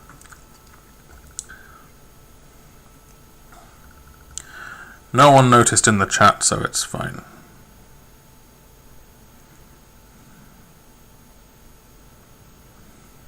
There'd be an arm in the way anyway.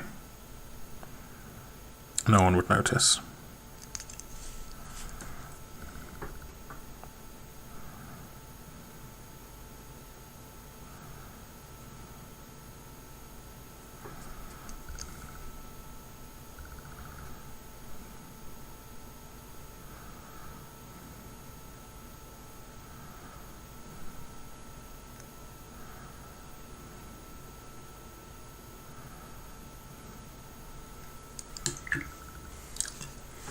Exactly. The problem with painting things in sub-assemblies is you usually end up painting things that turns out you couldn't see at all. Got to try and keep that in mind, that these push fits are usually pretty well assembled so that like all the mold lines usually get hidden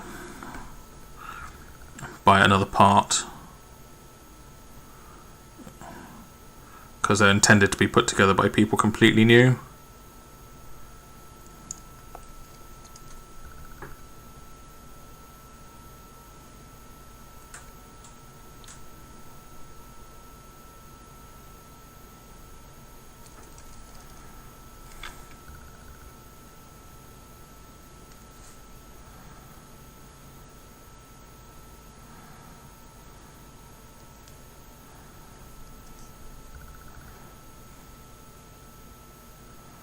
Make a mistake, just make it part of the thing.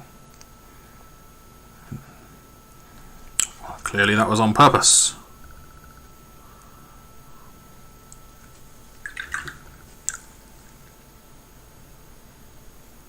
Salmon recipe is so easy, but everyone's always like, "Oh my god, the leather recipe is what I meant." It's like, it's just dots and lines. I'm not particularly careful with it. Get yourself a sharp pointed brush, that's all you need.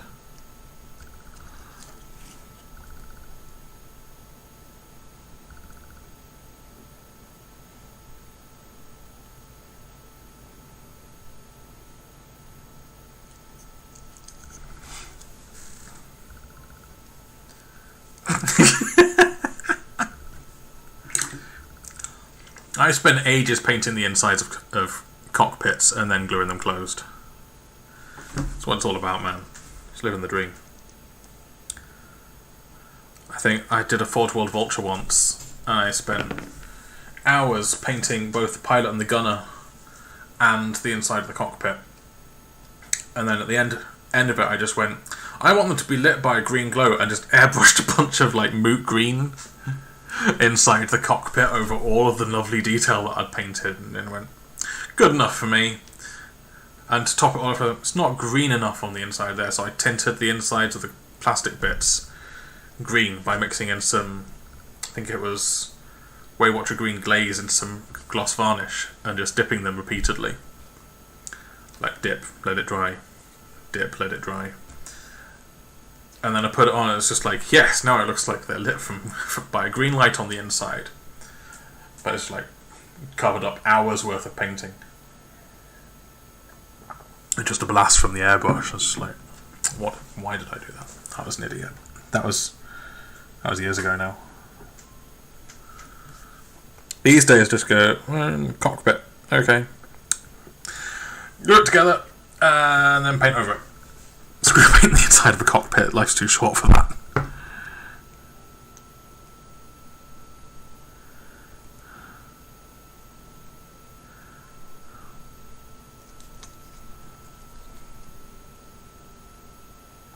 It's like painting the inside of a Rhino. I did it once.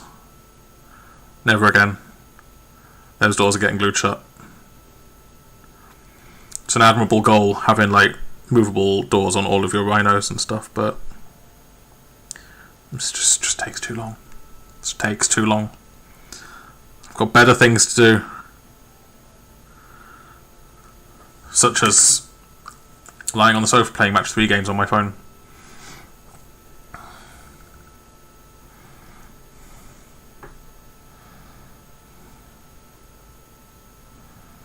Okay, maybe not better things to do. I've got different things to do that are easier and require less effort.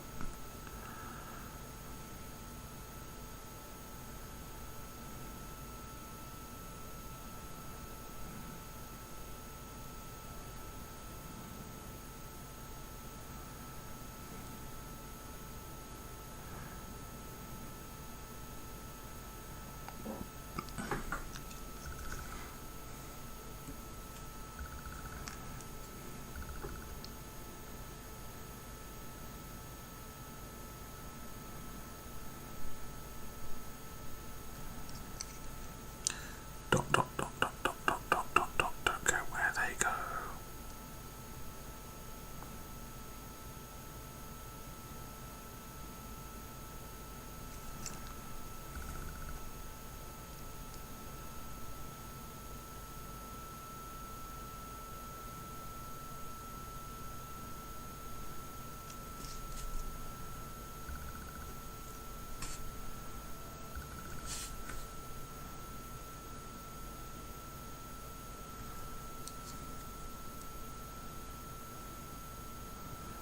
The thing about cracked leather is that you can screw it up as much as you want and no one will be able to tell. And it's really easy to go back and touch things up if necessary. That's okay. Having people to talk to in the chat helps me focus, actually. Used to be able to go into Games Workshop stores and paint, but since you can't do that at the moment, I just like to be able, it like disconnects the language center of my brain from the bit that's doing the painting, so I can run my mouth while the other side of my brain's going doot dot dot dot lines lines lines colours colours colours.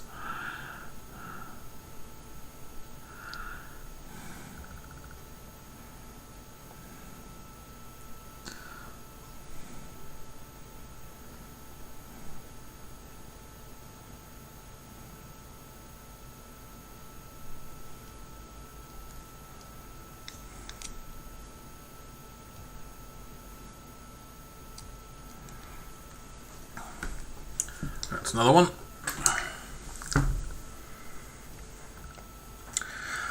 You need a Thonian Camo Shade, Agrax Earth Shade, and Nuln Oil. Those are the 3 washes that you'll use when painting Raptors. Because it's very important to do the armour. You have to do an all-over airbrush glaze with a Thonian Camo Shade to get the right tinge and unify the shadow colour and the highlight. It's actually quite an important step.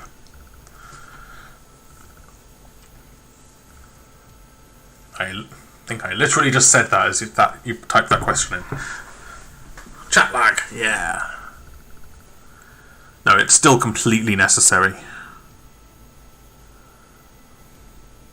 I mean, if you want a more high contrast look to your models, then don't do it. But I actually prefer a slightly lower contrast effect for the Raptors because it makes their armor look more matte. Like, I don't believe that Raptors into super shiny armor. It doesn't fit the lore for me.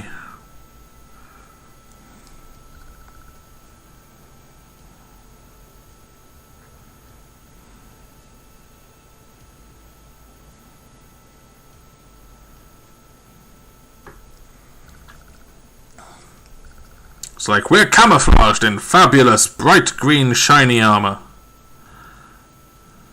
No one will see us coming because of the glare from our shiny, polished armor. It will blind them.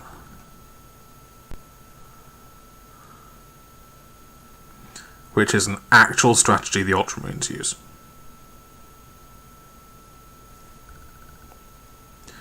Then you got the Howling Griffins who are just like, what? Surely if they can't see you, they cannot be scared of you. And the Raptors are saying, go around saying, why do we want them to be scared of us? Surely we just want them to be dead. All of them sound like Eddie Izzard.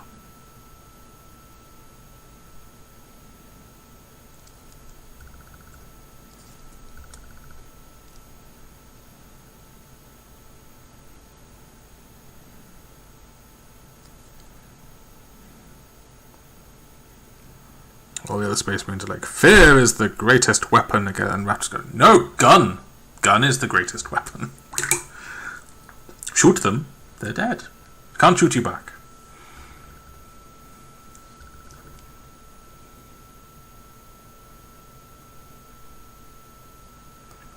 I wield the fist of the Emperor. I wield a gun.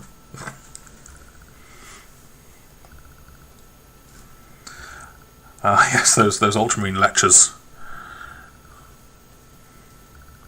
You've been very naughty. Did you know the Emperor is very important? Oh, you did. That's why you don't like him. Got it. We're going to shoot you now. Charge, lads. Have you heard of Rowboat Gullyman? Do you have a flag?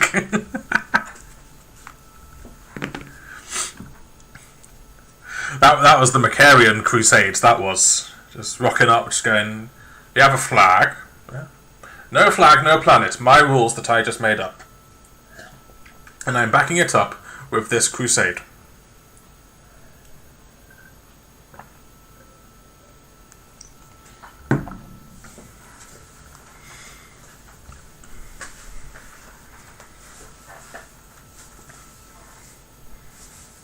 recontextualizing the entire Imperium into Eddie Izzard's impression of British imperialism is now my favourite thing.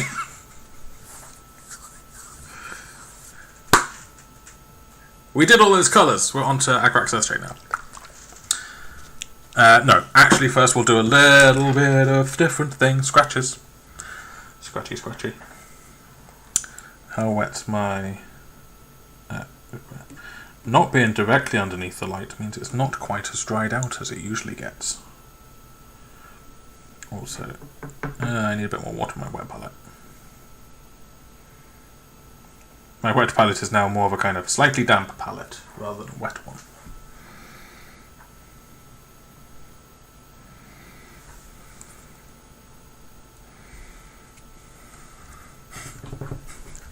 I'm just imagining the Primarchs and Eddie Izzard voices now.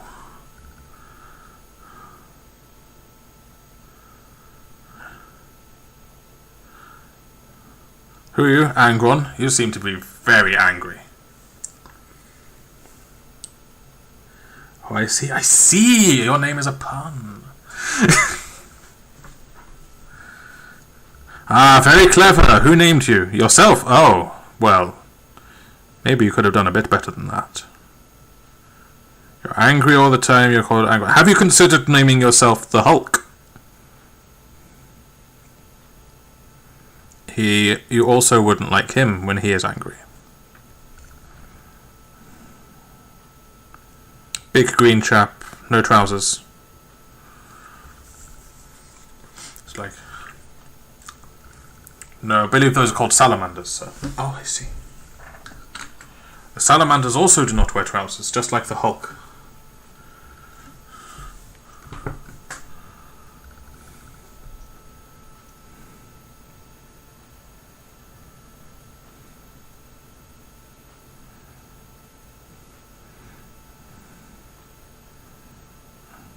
This is free entertainment you're all getting here.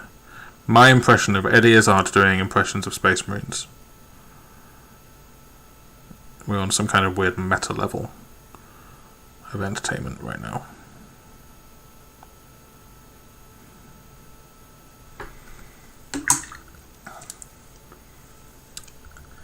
Hey there, 8-pointed star painting.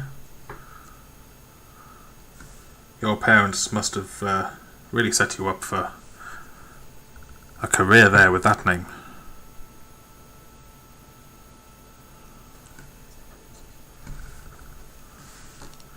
Why am I not doing this on Twitch? Because I have 29,000 subscribers on YouTube.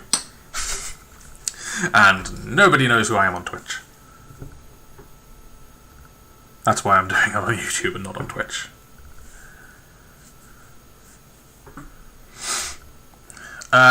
The answer to that, Jim, is because Games Workshop cannot afford Eddie Izzard. Also, he's mostly just doing politics these days, and fun runs. I got to see him live on his last tour. It was hilarious. I almost died from laughter.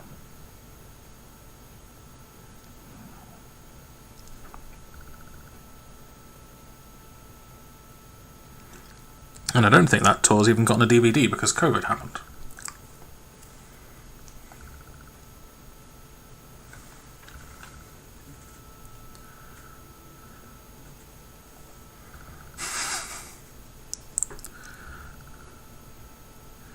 You need to find all the comedians that actually play Warhammer secretly.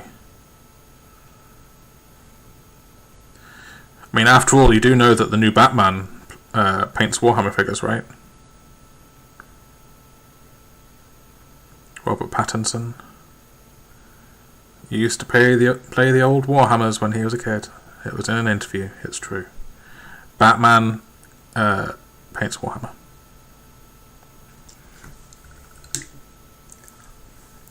I do not use any magnification, although I do wear glasses.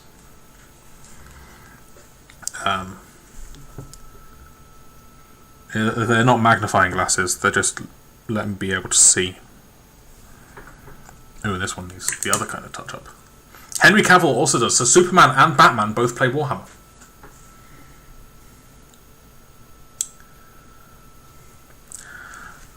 So yeah, we've got the big two.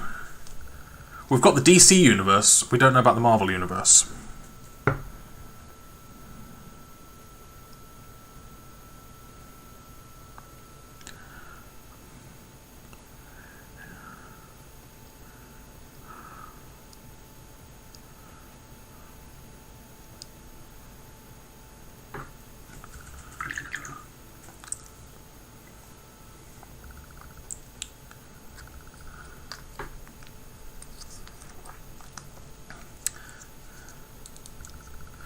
Who was the other one?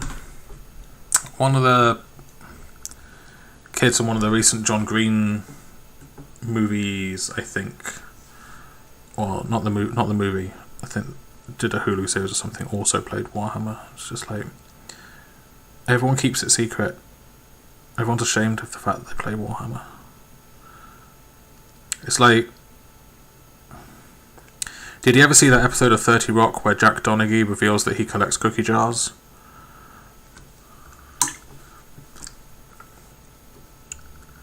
And when he's trying to become the new president of General Electric, his advisor is like, look, you got to kill this cookie jar thing. It's weird. No one will understand. That's how painting Warhammer is perceived amongst celebrities. Okay, now it's Hagrock's Earthshade. No, that is true. DC is greater than Marvel when it comes to sticking to the comics. Problem is they're tonally inconsistent across all of the movies. The Marvel universe is like actually consistent when it comes to the cinematic universe, but the DC movies are all over the shop. I liked Bats v Soups. But it had a lot of problems, but it was generally okay. It's like, of the DC Universe movies that were coming out at the time, it was probably one of the better ones. Suicide Squad was a train wreck. Could have been re-edited into a much better movie with the same footage.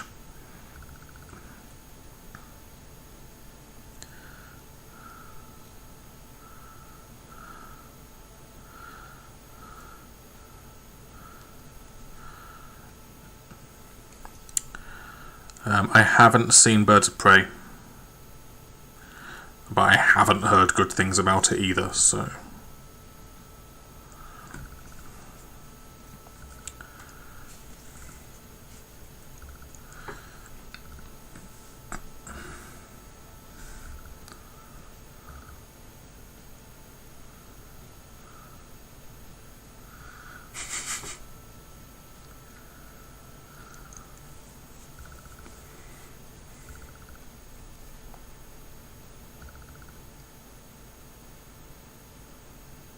Is James Gunn still in cinema jail?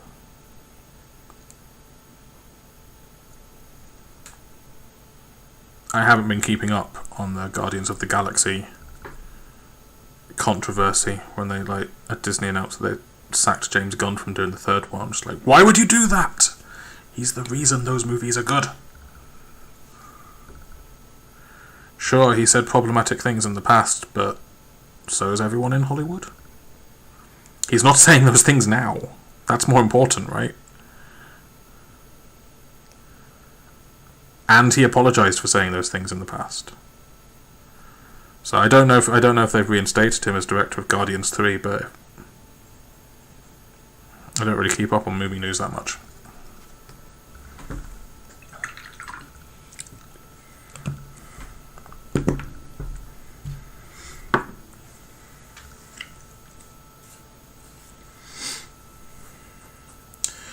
Right, that's the leather done. I need to stretch my neck.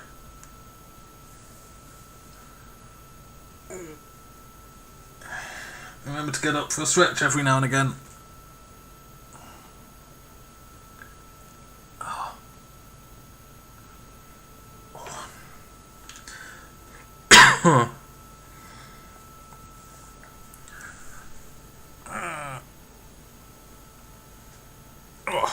Okay. Aquillas are the next thing. What time is it? It's 10 to 11. I can definitely get at least one highlight done on the Aquillas before I have to kick off. Baneblade Brow.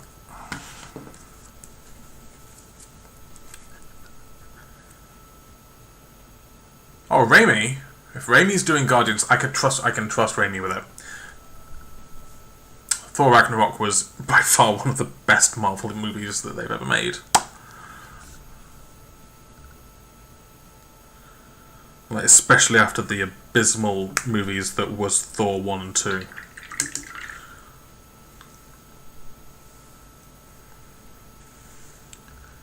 No, Julian, I am not back. I am just streaming back. Are there any true metallics using these? Yes. I use the Vallejo Metal Color range. Mostly. Exhaust manifold. Will it? There you go. 77.723 exhaust manifold.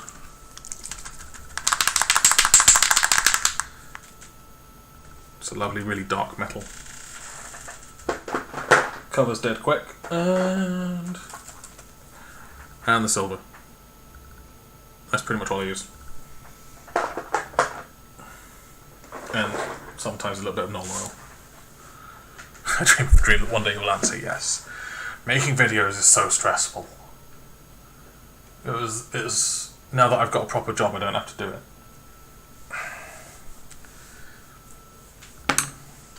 Oh, and that worked out really well for John Wick, didn't it?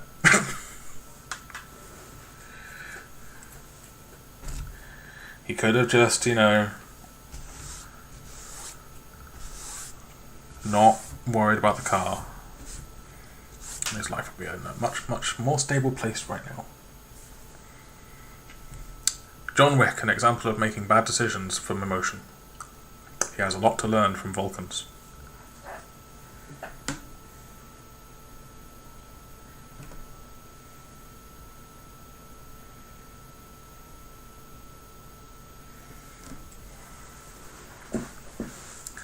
It's the majestic space duck. How majestic are you?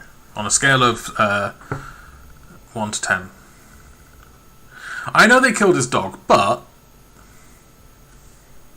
I'm pretty sure it's definitely blown all out of proportion now.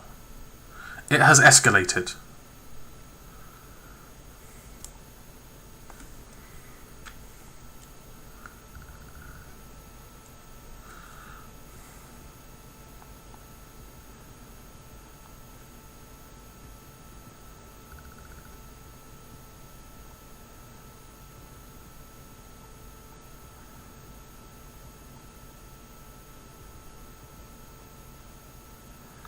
Painting Aquillas. It's all side of the brush action with Aquillas.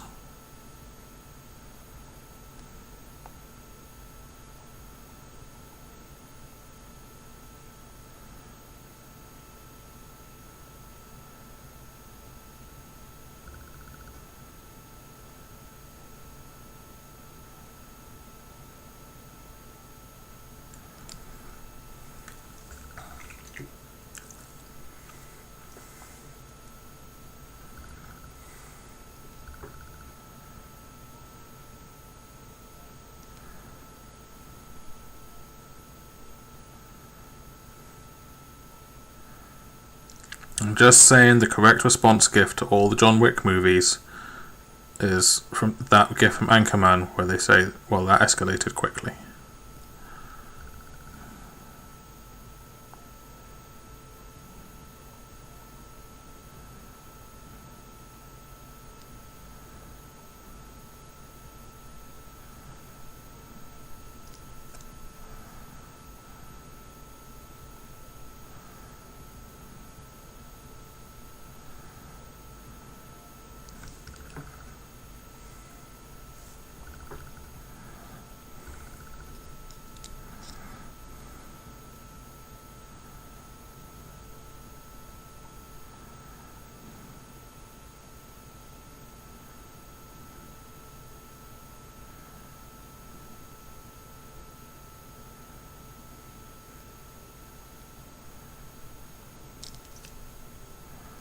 I do love the John Wick movies, don't get me wrong.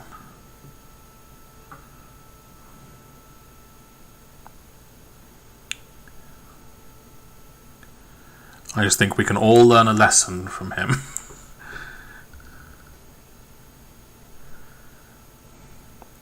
That you can only get away with that shit if you are the best world-class assassin in the world. Otherwise, let it go.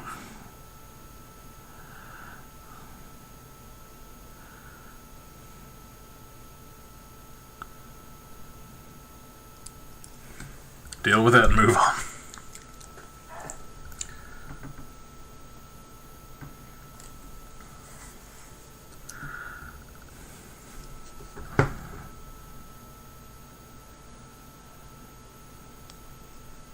Oh, that's fine. It's a bit wet. I'll fix it afterwards.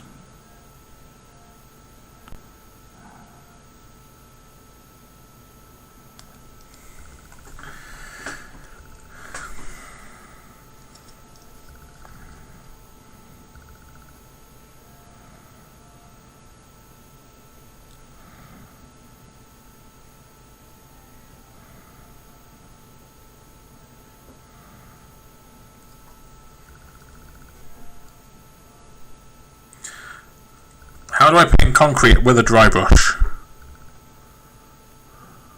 A big one.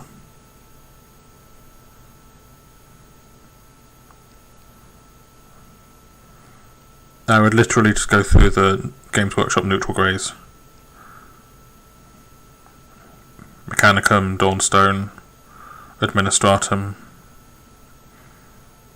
Maybe slap a couple of washes of Nuln Oil on to the cracks.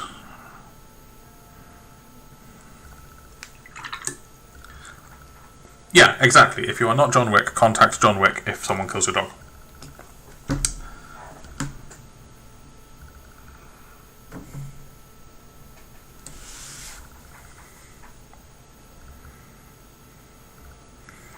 I feel like the RSPCA should just be using John Wick as a character, as like a poster campaign.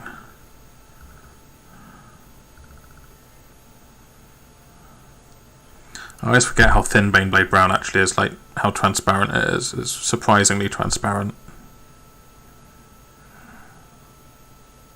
for such a pale paint. Usually pale paints are more opaque, but Baneblade Brown is surprisingly thin.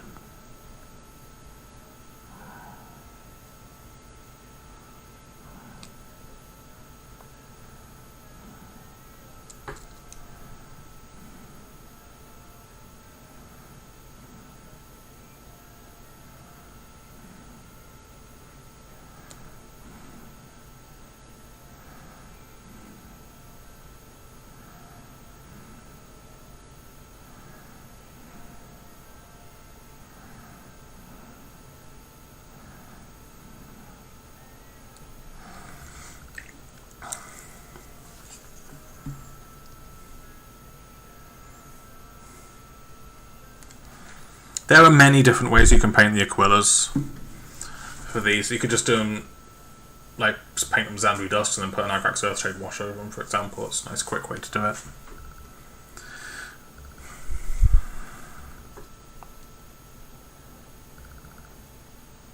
I think I've painted the Aquillas like 4 different ways on this army so far.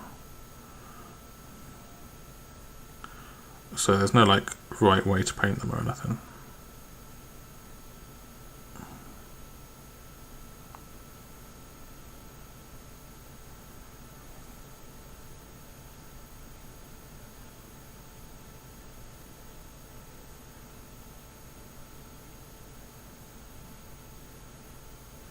This time I'm actually going to paint the little skull and not forget like I did on the last one.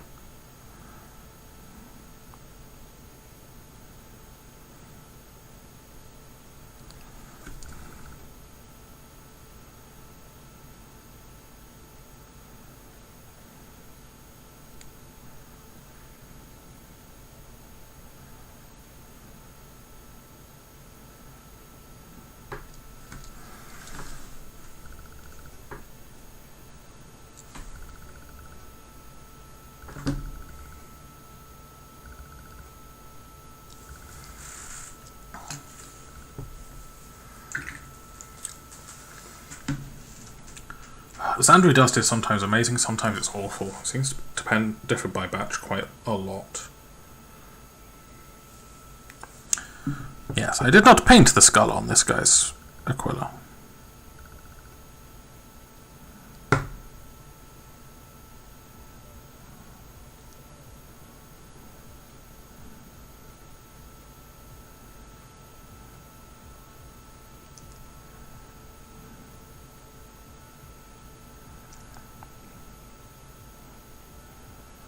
Fortunately, there's another highlight that goes on after this that is a little bit more opaque. This is basically just a base coat for that highlight. I should get this done. I should hopefully get all the Aquilas and all the leather done tonight, which just leaves things like purity seals and highlighting the ribbed armour sections, and then I'm basically done with non-metallics. Everything after that point is a metallic paint of some kind.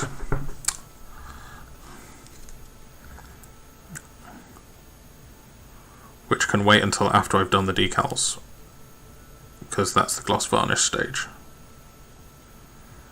And after the gloss varnish stage I have to go back and do another matte varnish, and I don't want to spray that over metallics because it'll just ruin them.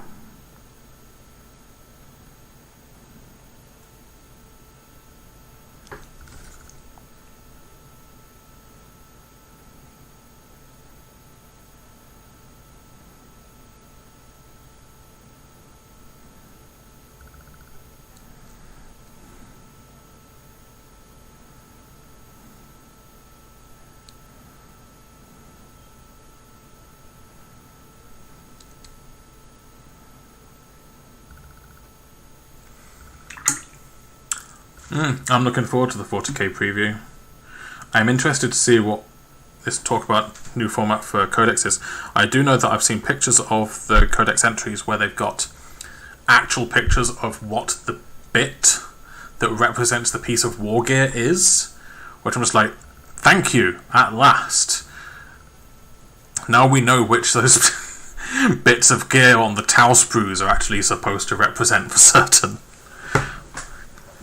And all the Tau players will go, I'll count as it anyway.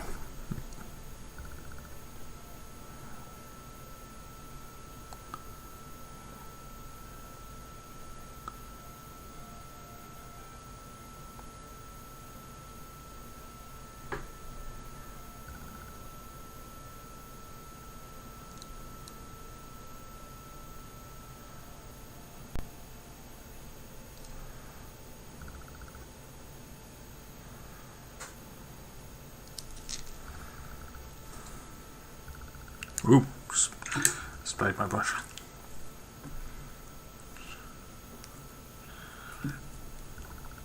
I am down with Rules for Crusade. I am excited to play that. That's like the one thing that I'm just like, yeah, I've been wanting narratively linked campaign games of 40k for a long time now. It's absolutely something that I've been wanting. I'm not into competitive play because, funnily enough, the people that play competitive play are too competitive. And, you know, that was me in my late 20s, early 30s. Like when I just got back into the hobby. I was all about gotta have the most competitive everything. And these days I'm just like, nah, I just want to chill with mates. Put some models on the table, have a bit of banter, roll some dice, not worry about what is like super competitive net list OP.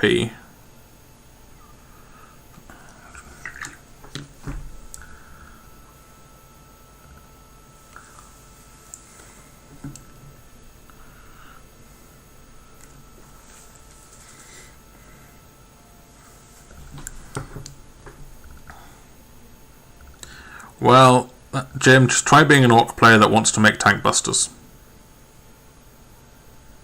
without going the Forge World route.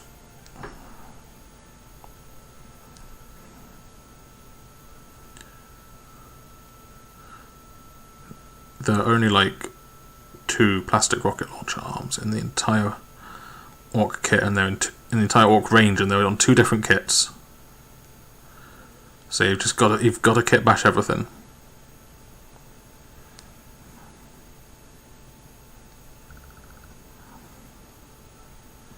But tracking down rocket launchers, even on bit sites, is so hard because everybody wants tank busters.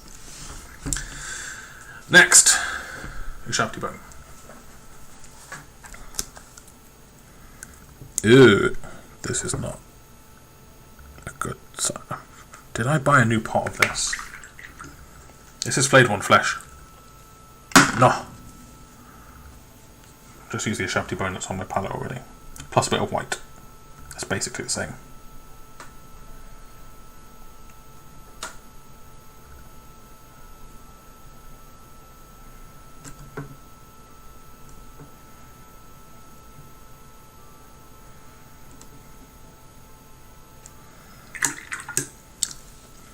Right. It's basically the same. Take that. Put that there. Yeah.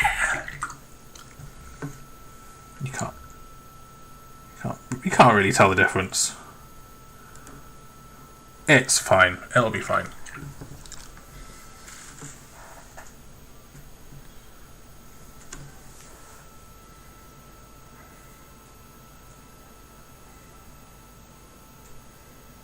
I've got pretty good colour vision and I can't tell the difference.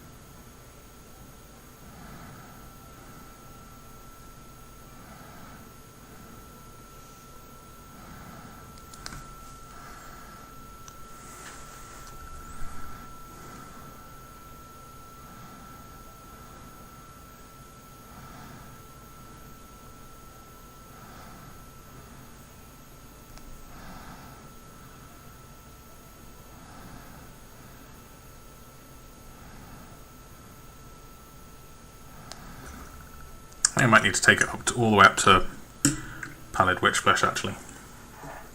Looking at it. Just for some dots.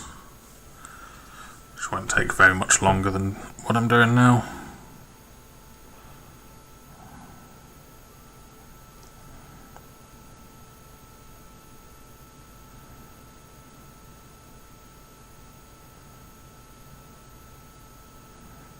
And I'll Agrax Earthshade at the end to pick up any mistakes I've made and hide them.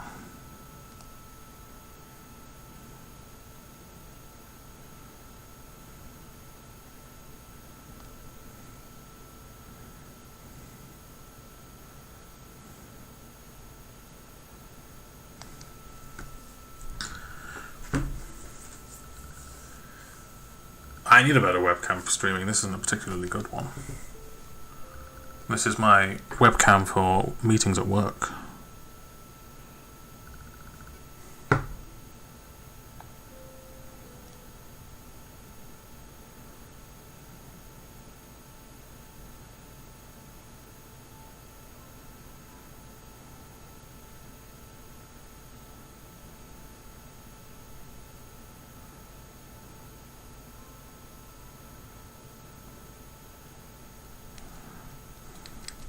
Meh! You fell off.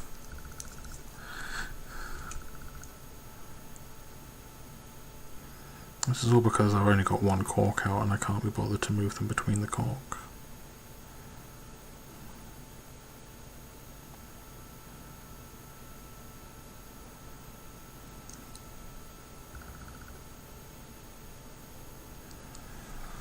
The music I'm listening to has gone pretty melancholy. Yeah, it does have autofocus. That was like a key thing that I wanted when I was looking for a webcam. Oh. How about that? Ooh, loud.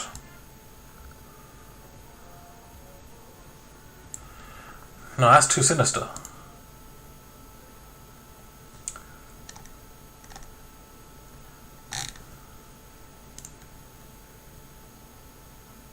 Boobity boobity boop.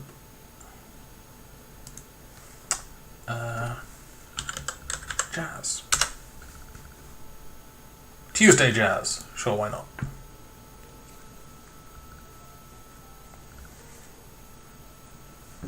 Yeah. Jazz.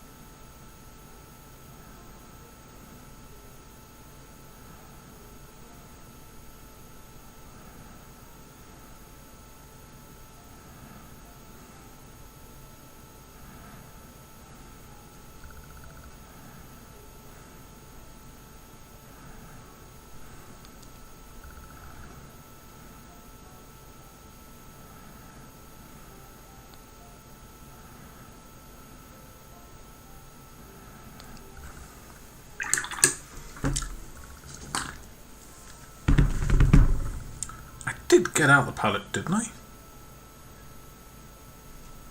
No, I didn't. I didn't get out the palette, witch flesh. That lumpy bastard of a paint.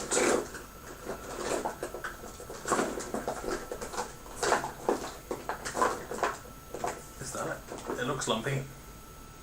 No, that's the other one, Ultron Grey. Is that it?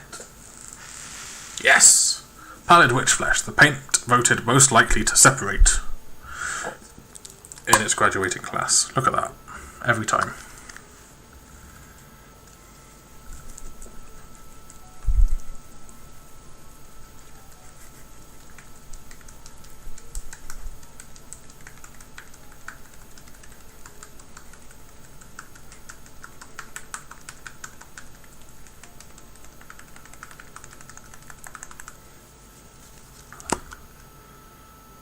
Yeah, that's the bad pot. I must have another pot of it. I have two of most things. I do. A much better looking pot. The other one's dead. Oh yeah, Liberator Gold and Skull Crush are also pretty bad for it. But Liberator Gold's like really good once you give it a really good shake. There we go. See, this pot's much nicer. That other one needs to go in the bin. No point me trying to use that other one.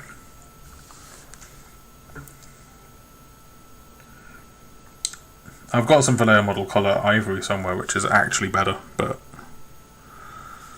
I'm going to use this.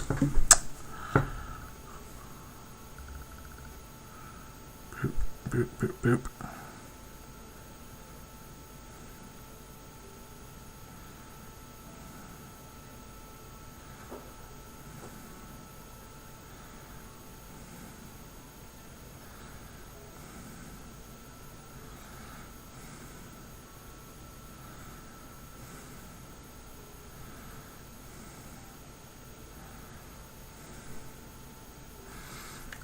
Like when people paint armies, they're like, you only need to do the first highlight. You can skip the others. And I'm like, but the others tear so fast in comparison. They make such a big difference, and they don't take very much time because they're over such a tiny, tiny area. Like dot, dot, dot, dot. A little bit there.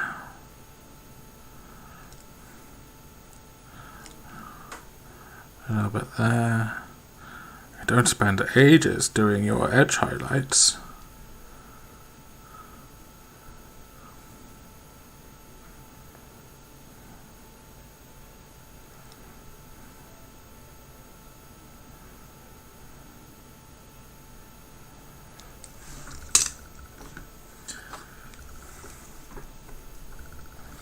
Yeah, VMC Ivory is lovely. And doesn't separate. And is generally smoother. But that's in a different drawer on the other side of the room and I didn't want to get up.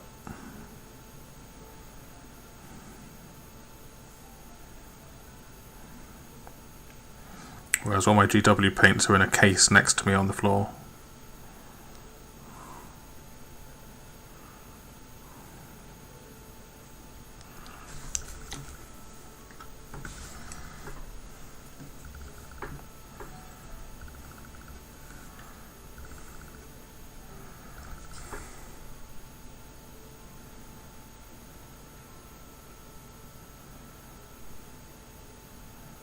Well, they aren't going to get me a job at the Heavy Metal Studio, but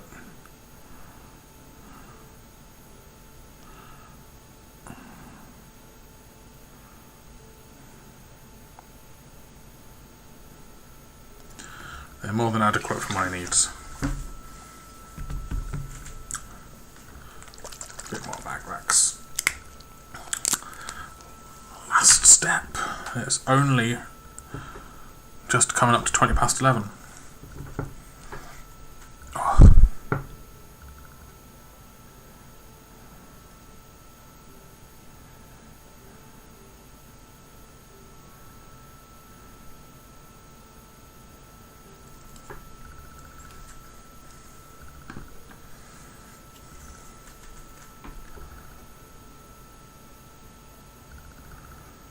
Agrax Earthshade, it's basically cheating.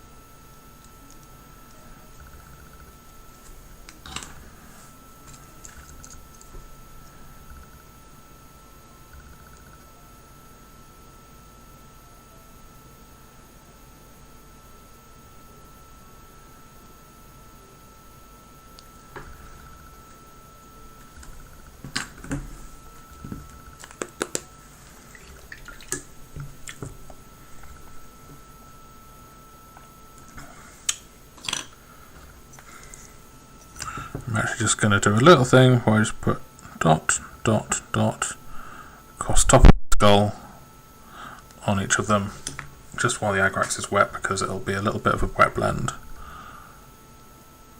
And it'll just give a little bit more definition to that skull.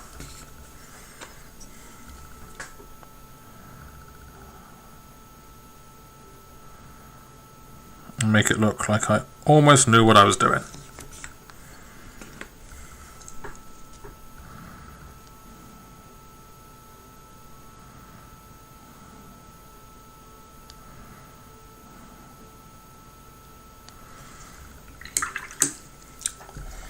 Woo!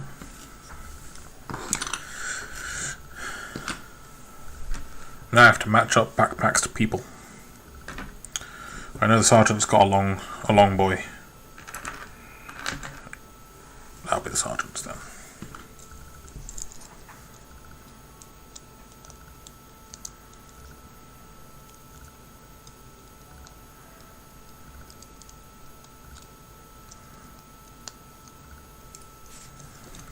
And I don't really care who gets the other ones.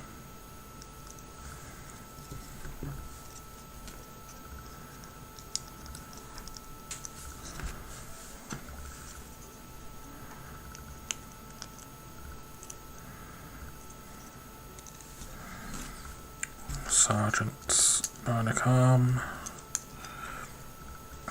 Is this his arm? Let's play the game. Is this his arm? No. It's the other one that looks like that.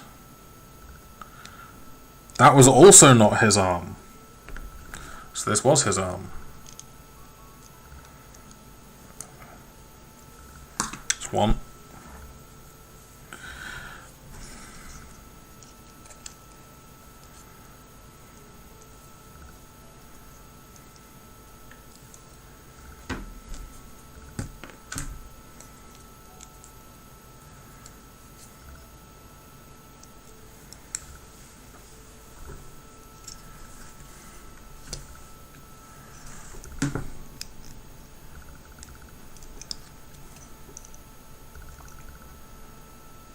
No, that was his arm. The follow-up game. Oh no, that was his arm after all. It's a lot like trying to plug in a USB cable.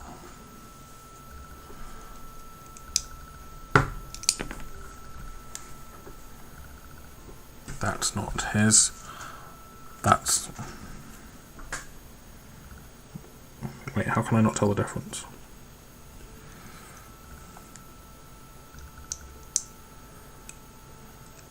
That doesn't fit on properly. So it must be his.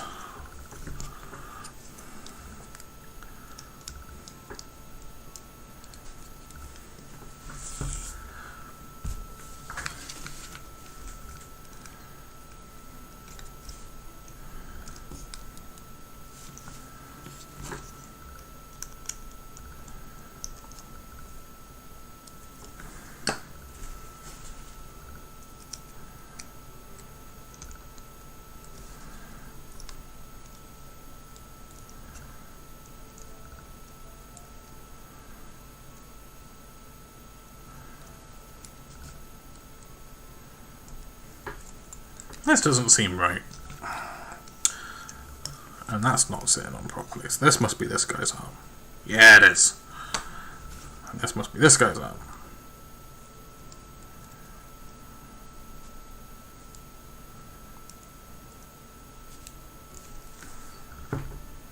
Which also doesn't look right.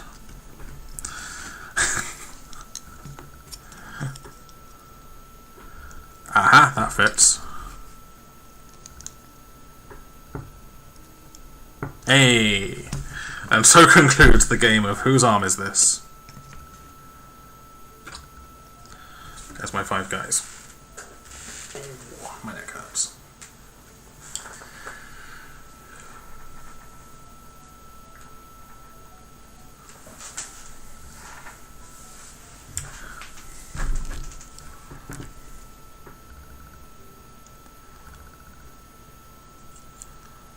The only things left to paint are belt buckles, not aquillas, purity seals,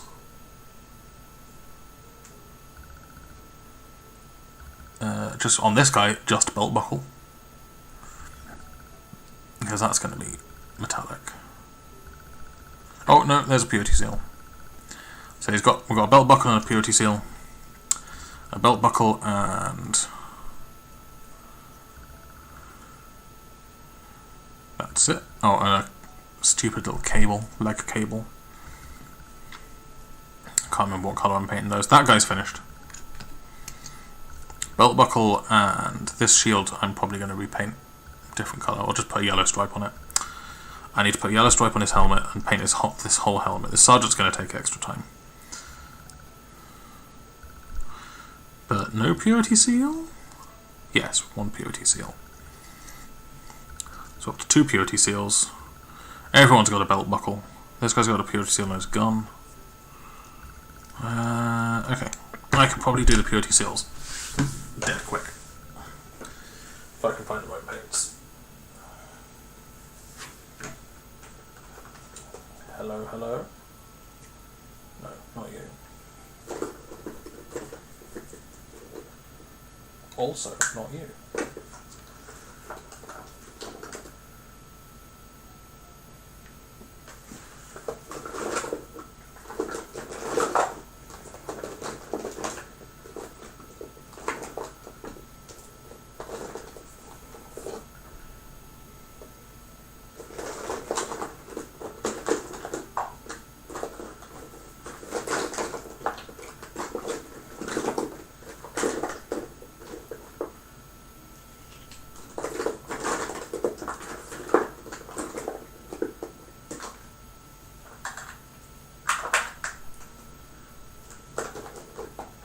Is that it? That's it.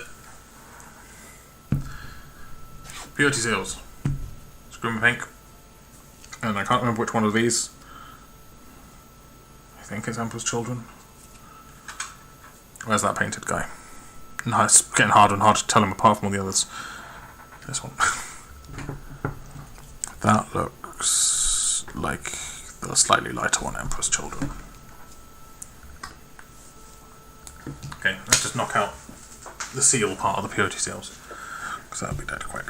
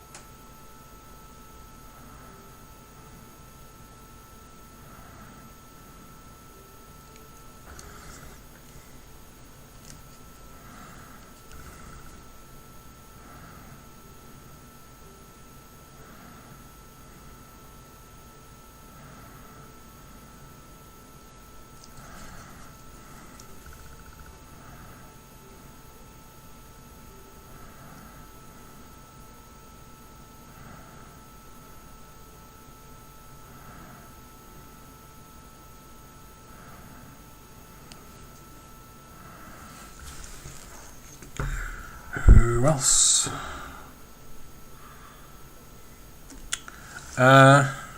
It's Emperor's Children Blue.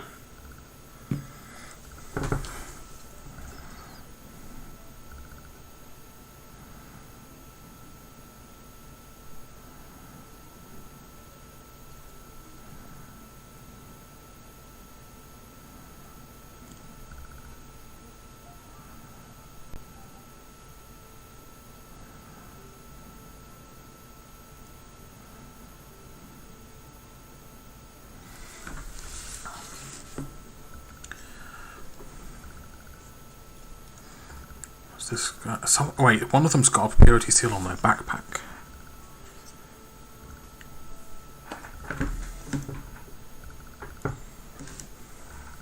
Yeah. Can't catch me out.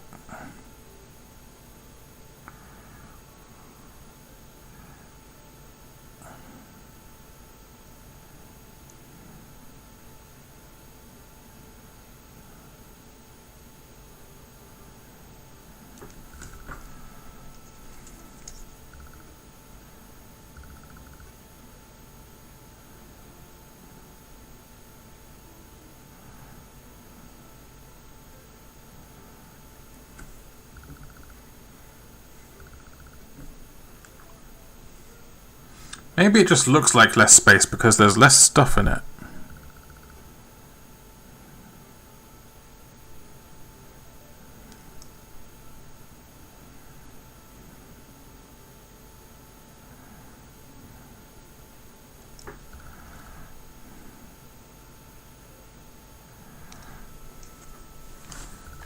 This is definitely some Tuesday jazz. Drop the model. And this guy doesn't have any extra purity seals on that I missed? No.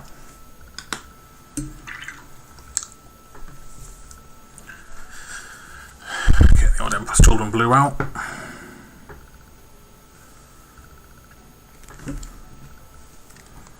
Yeah. Yeah? Yeah. Yeah, it looks right.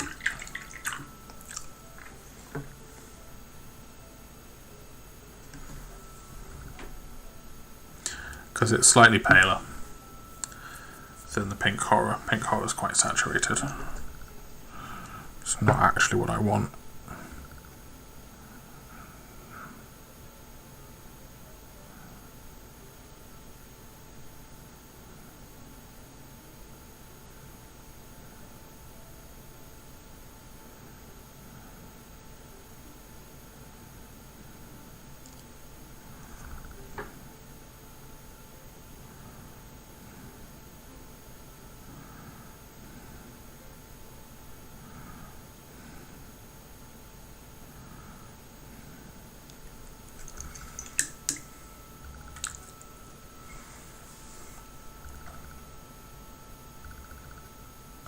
and tiny purity seal.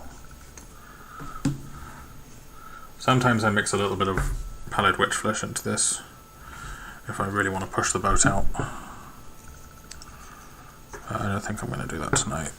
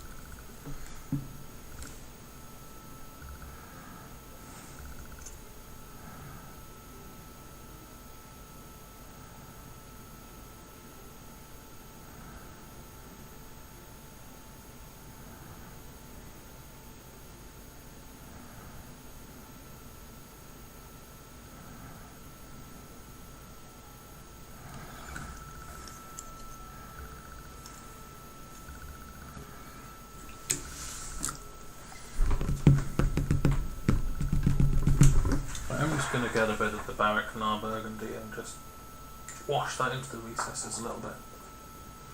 If I can find it. I had it a moment ago. There it is. For some reason always rises to the top.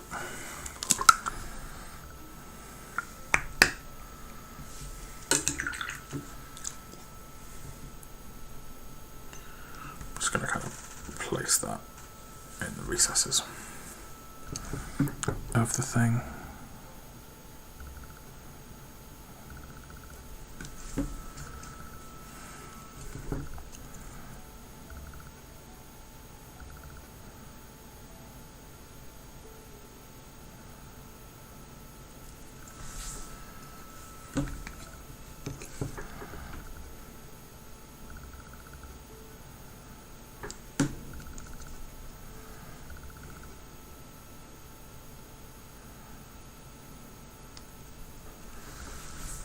There we go. What was that, 10 minutes to paint for 5 purity seals? How did I paint this one? Oh, I think I did that the real cheeky way.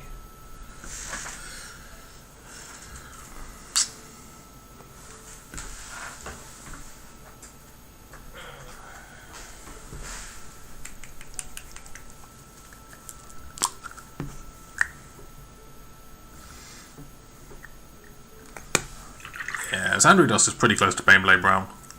It's just a little bit warmer.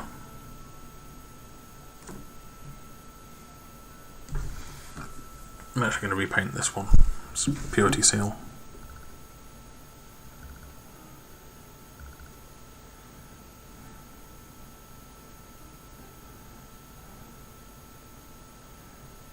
Well, the top one of the 2 Purity Seals anyway.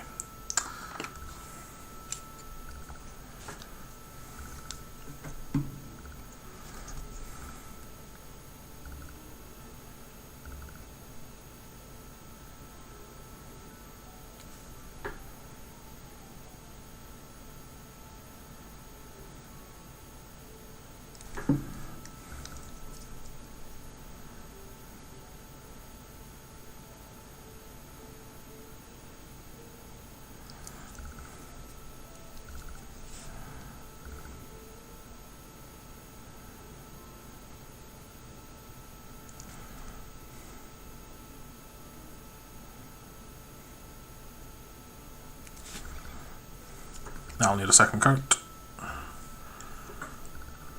That one doesn't have any. I'll stop checking the one that doesn't have any Purity Seals on. Which probably means I put the wrong backpack on him.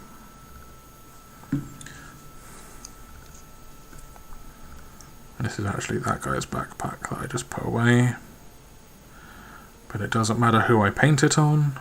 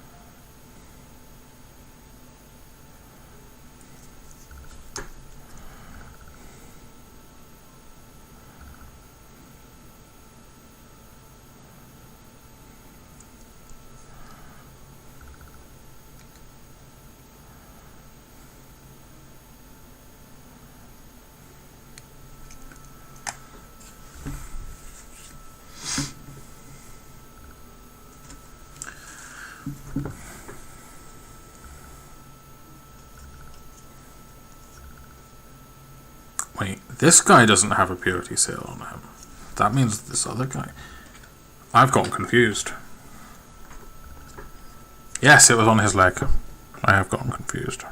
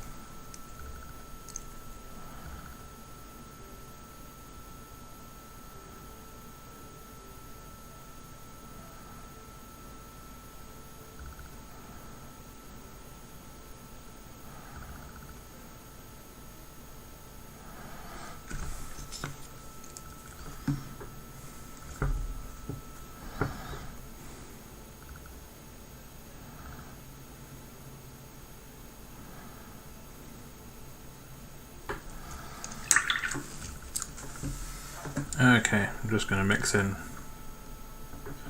pallid witch flesh to this rather than worrying about specific paint. Don't get Angron.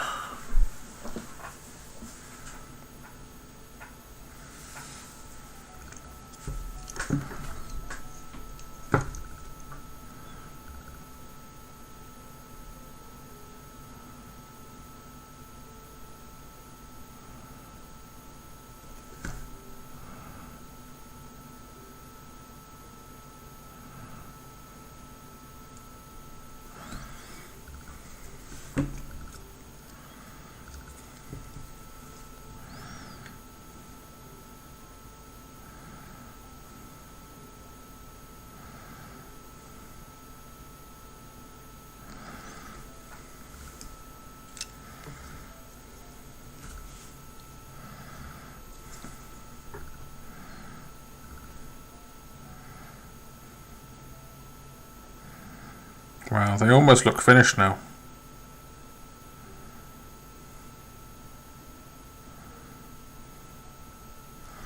You could put these on the tabletop and no one would know the difference at a glance. You wouldn't get kicked out of a tournament, I don't think.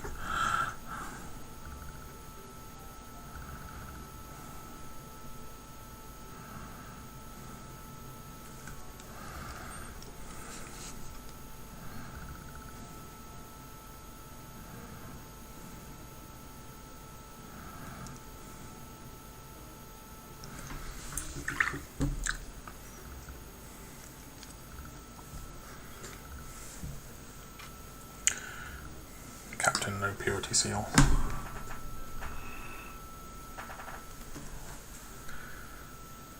Any particular basing plans for these? Above off.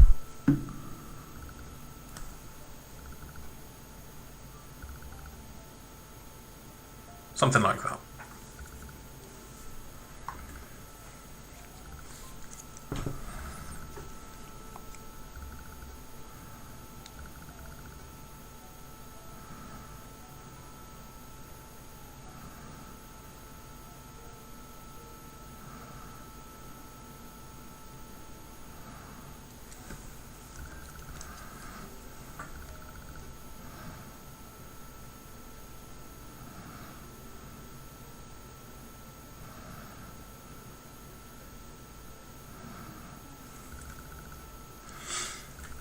Purity seals this small, I'm not going to bother putting writing on them. They're so tiny. It's the old leaf scatter and cork.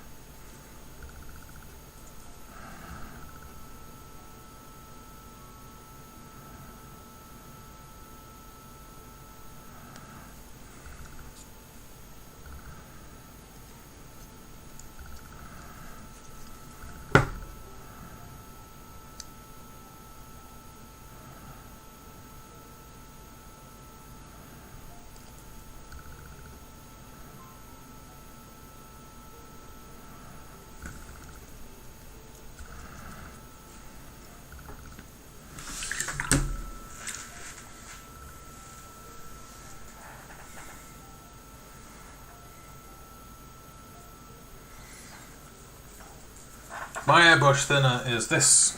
There's not much left of it. It's distilled water. Plus a little bit of Winter & Newton Flow Aid. That's it. That's all I use. Works great. The secret with airbrush thinner is just to use a lot of water. Make it thinner than you think you need to make it. And then just be careful with your air pressure.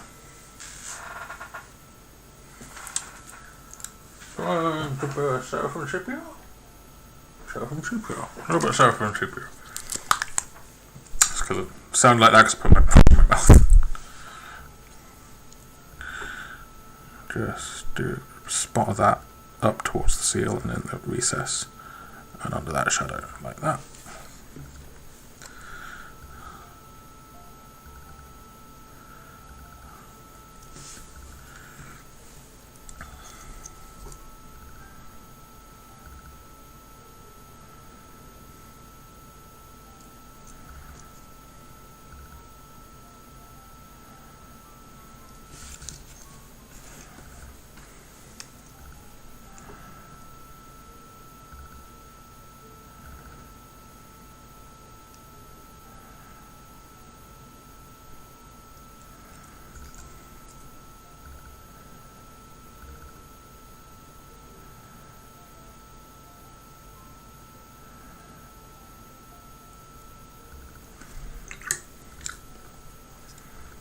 Right then, that's the purity seals done. Which means that on most of them I've only got the belt buckles to do, and it's 23.45. At the very least I can paint the belt buckles black, which is the first step to getting the belt buckles done.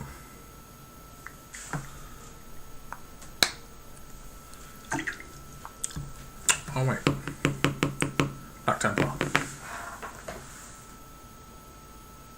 Voist do. Nope, that's Wildwood. I always get them mixed up from a distance.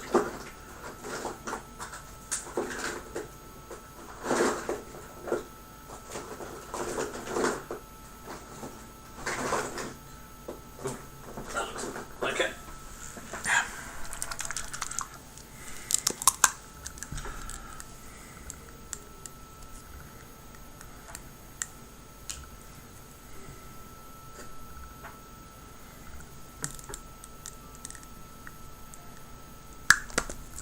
Mix a little bit of that in with some Abaddon Black. Okay, let's just base coat these belt buckles black.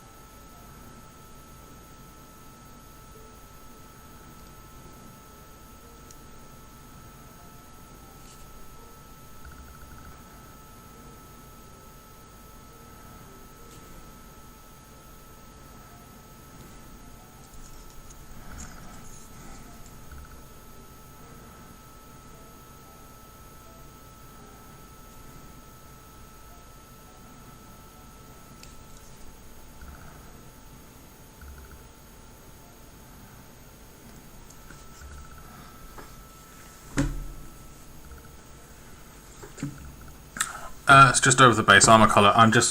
Don't need to do that one. I'm just using it to thin my black paint down.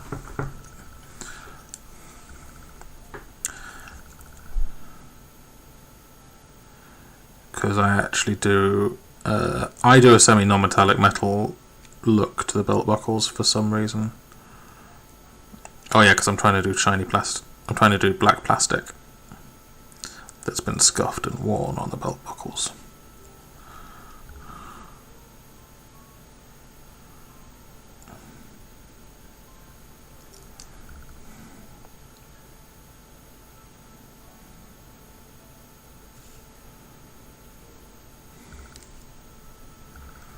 But Black Templar is such an important paint because it's just what I use to have to do in the airbrush to base everything back in black. I keep picking up the same model to do and I've already done him.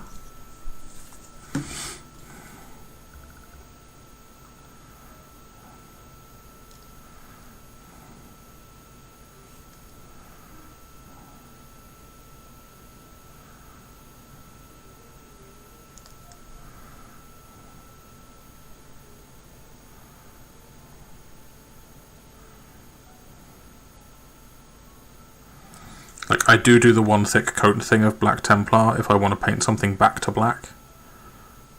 And it's like a large thing like the guns or the chainswords. Because it's just easier and faster.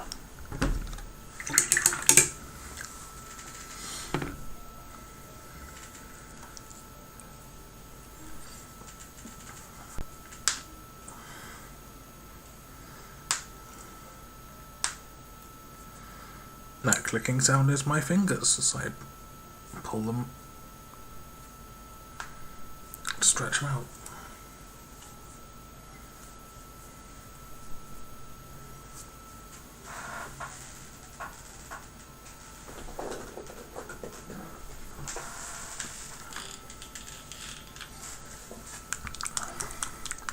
I am so close I might as well just finish them off and then I'm just done, I think. Haven't highlighted the undersuit, but it's not really noticeable because it's only really visible on these guys from the backs of their legs. Yeah, practically done.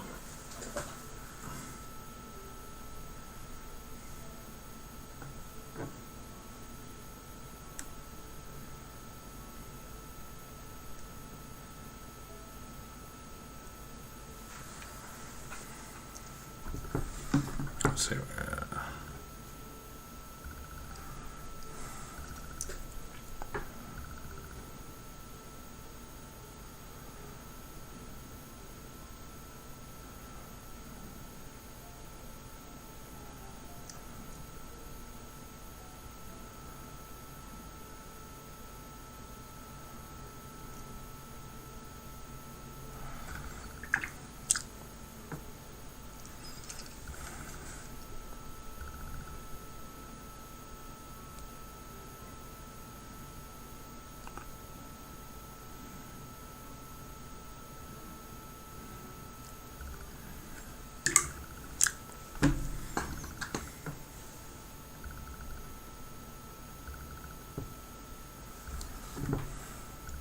same deal.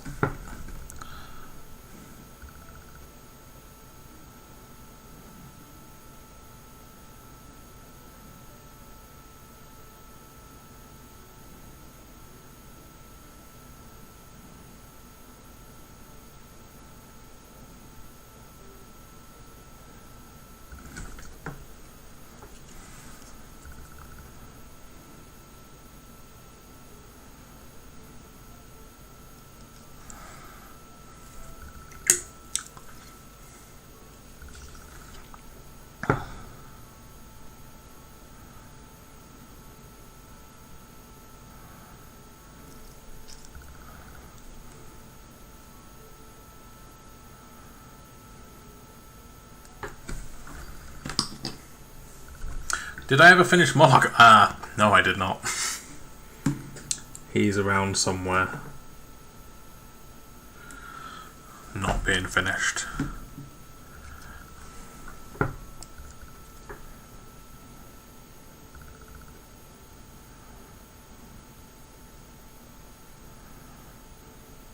Basically, I did the interesting bits, and then I got bored. Like, I did all of his skin and the toadstools, and I was like, I don't want to paint his club or his frog.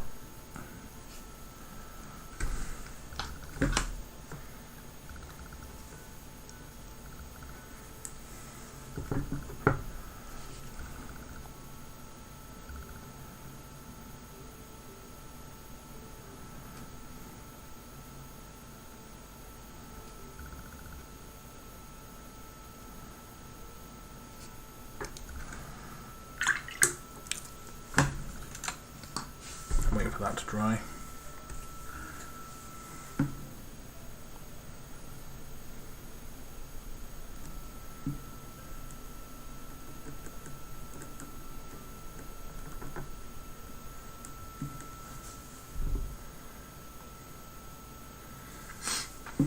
It's always fun to try and practice your wet blending on something inconsequential,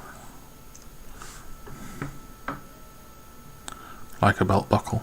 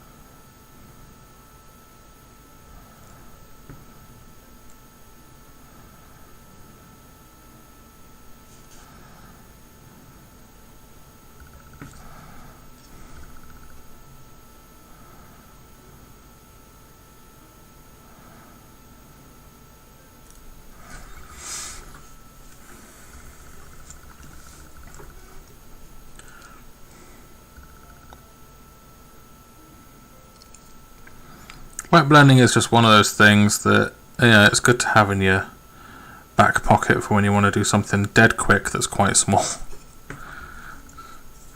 Like, if I was laying up this blend, it would have taken me a lot longer. Because it's just a belt buckle, it doesn't actually have to be like a good blend.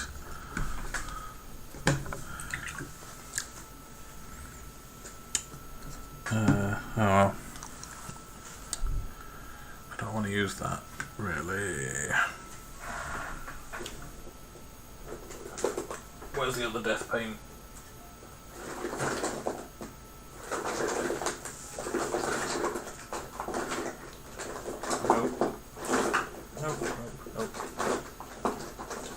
No, that's the air version. I don't want the air version. I want the thicker version. Oh wait, there it is.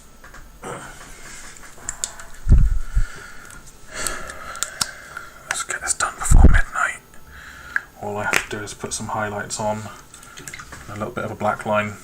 I've got 3 minutes. Find the crystal.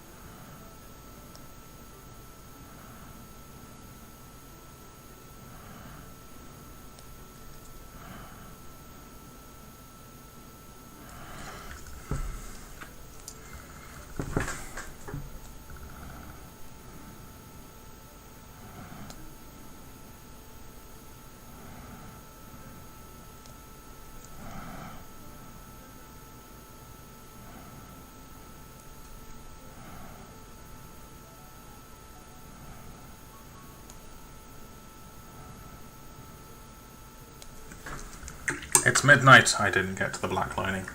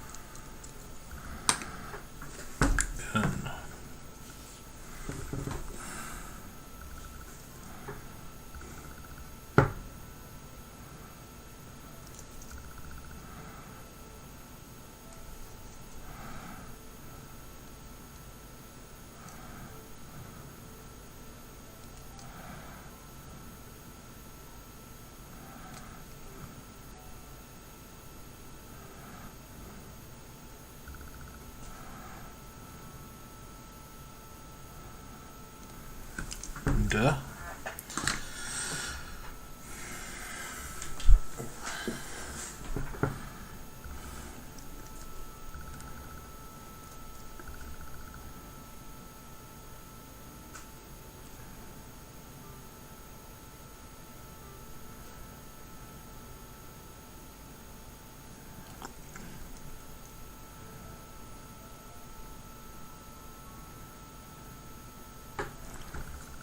Toi.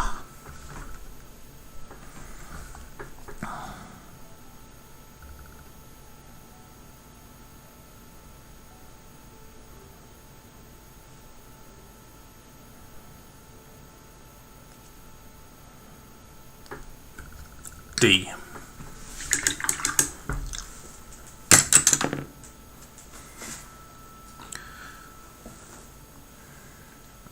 Aside from painting the sergeant's head and his tilt shield, they're ready for gloss coat and transfers. My gloss varnish is buried at the bottom of a box, so I'm not going to do that now.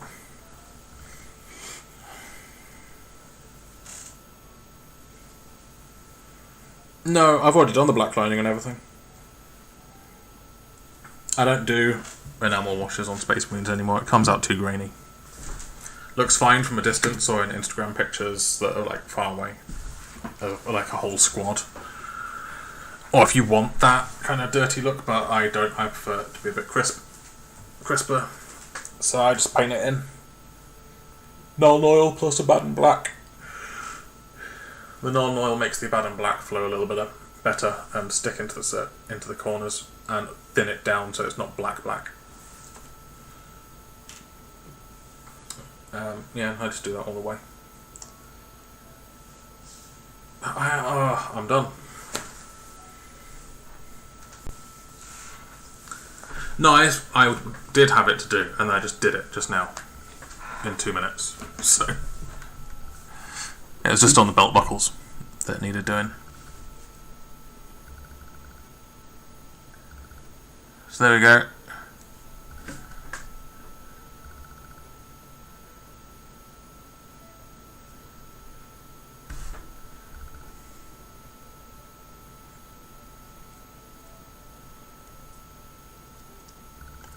So that's the guy I previously painted. And these are the guys I painted over the last 2 days.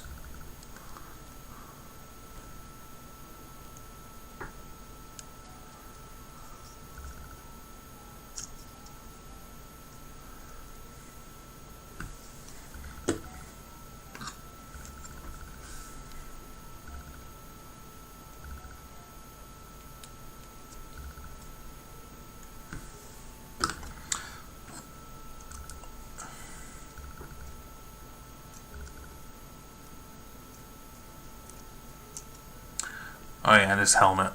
Sergeant still needs work to do, but I always knew that was going to be the case.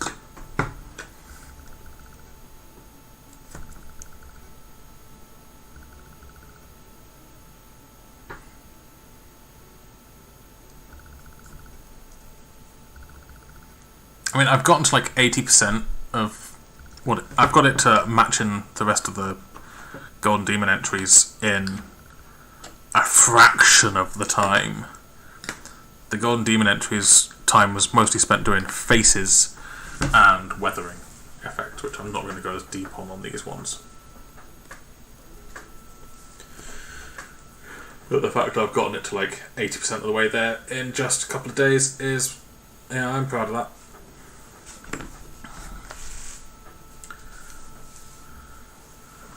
Before I go, I might just take them off their bases and slap a coat of contrast black on their bases.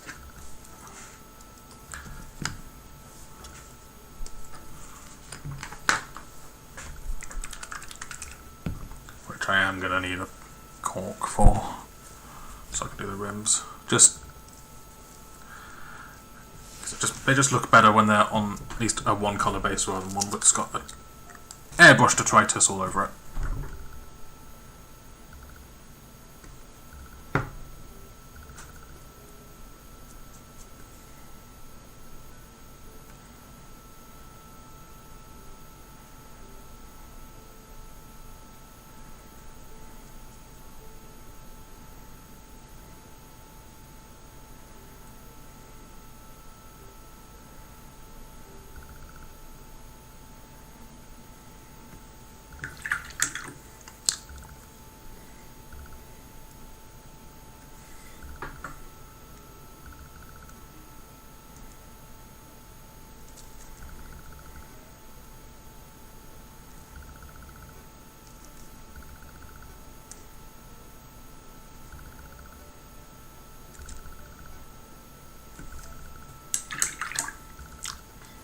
Big old paintbrush hair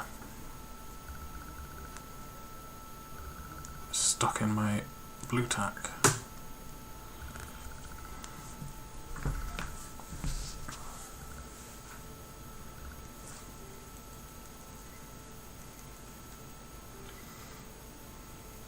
There was a time after the contrast paints came out where you just couldn't find Black Templar anywhere. It's just so handy. It's not even like, I wouldn't even say it's necessarily good for painting black, like just in the contrast system, but it's just really handy, just a really handy paint to have.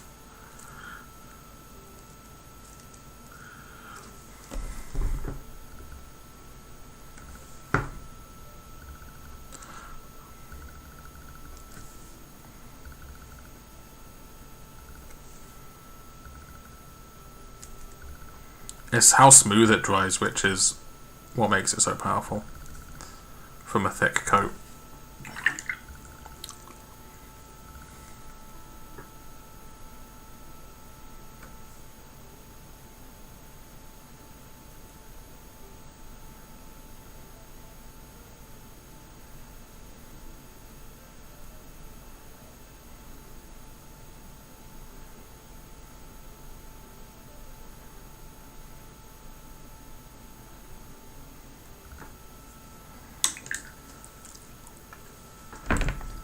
The actual Games Workshop stores were sold out for 2 months after. Every time I went in the store, my store manager would just joke saying, "I hope you're not here for Black Templar." And I was like, what? Because at the time I was just not even bothered trying to use contrast paints.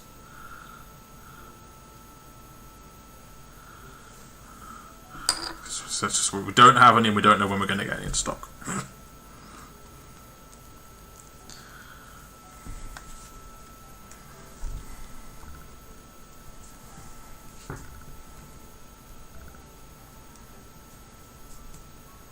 I'll put pictures on Instagram again in the morning showing progress. This time of the whole squad, not just the sergeant's plasma pistol.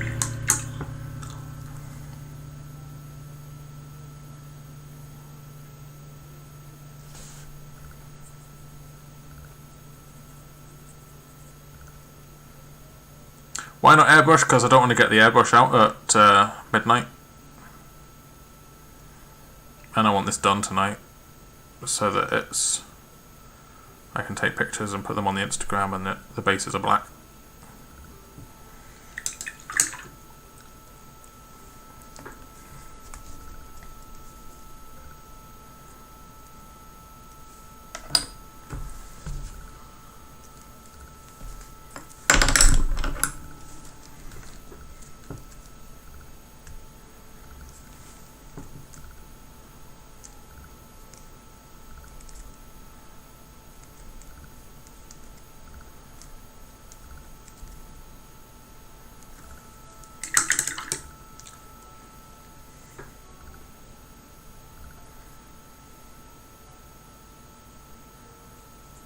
tomorrow night I will probably be painting Tau rather than these Space Marines.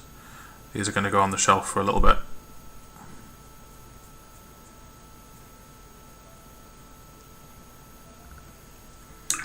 Lots of edge highlighting grey and white tomorrow.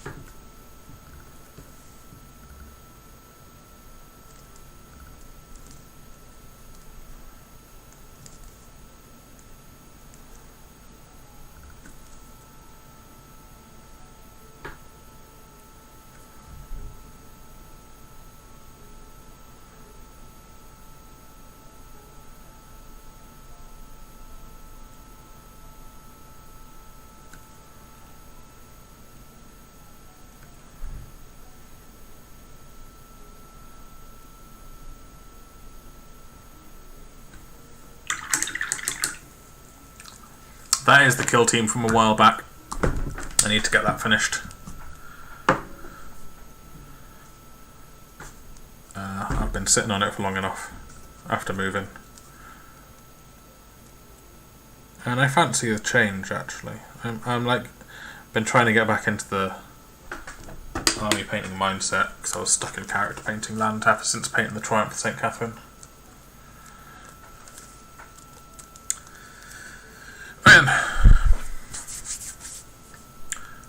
I'll wait for that to dry before I put those guys on the bases, but I am off now.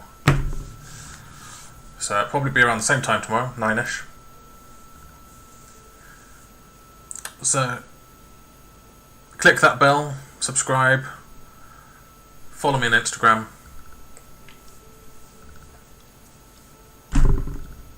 There's a Facebook page, there's a Discord link in the description of this video, so if you want to come and hang out in the Discord and just like talk crap about miniatures, just text chats, not voice.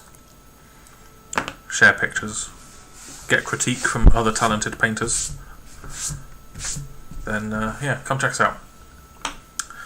Otherwise, thanks for coming out, guys. Thanks for watching the stream, and I will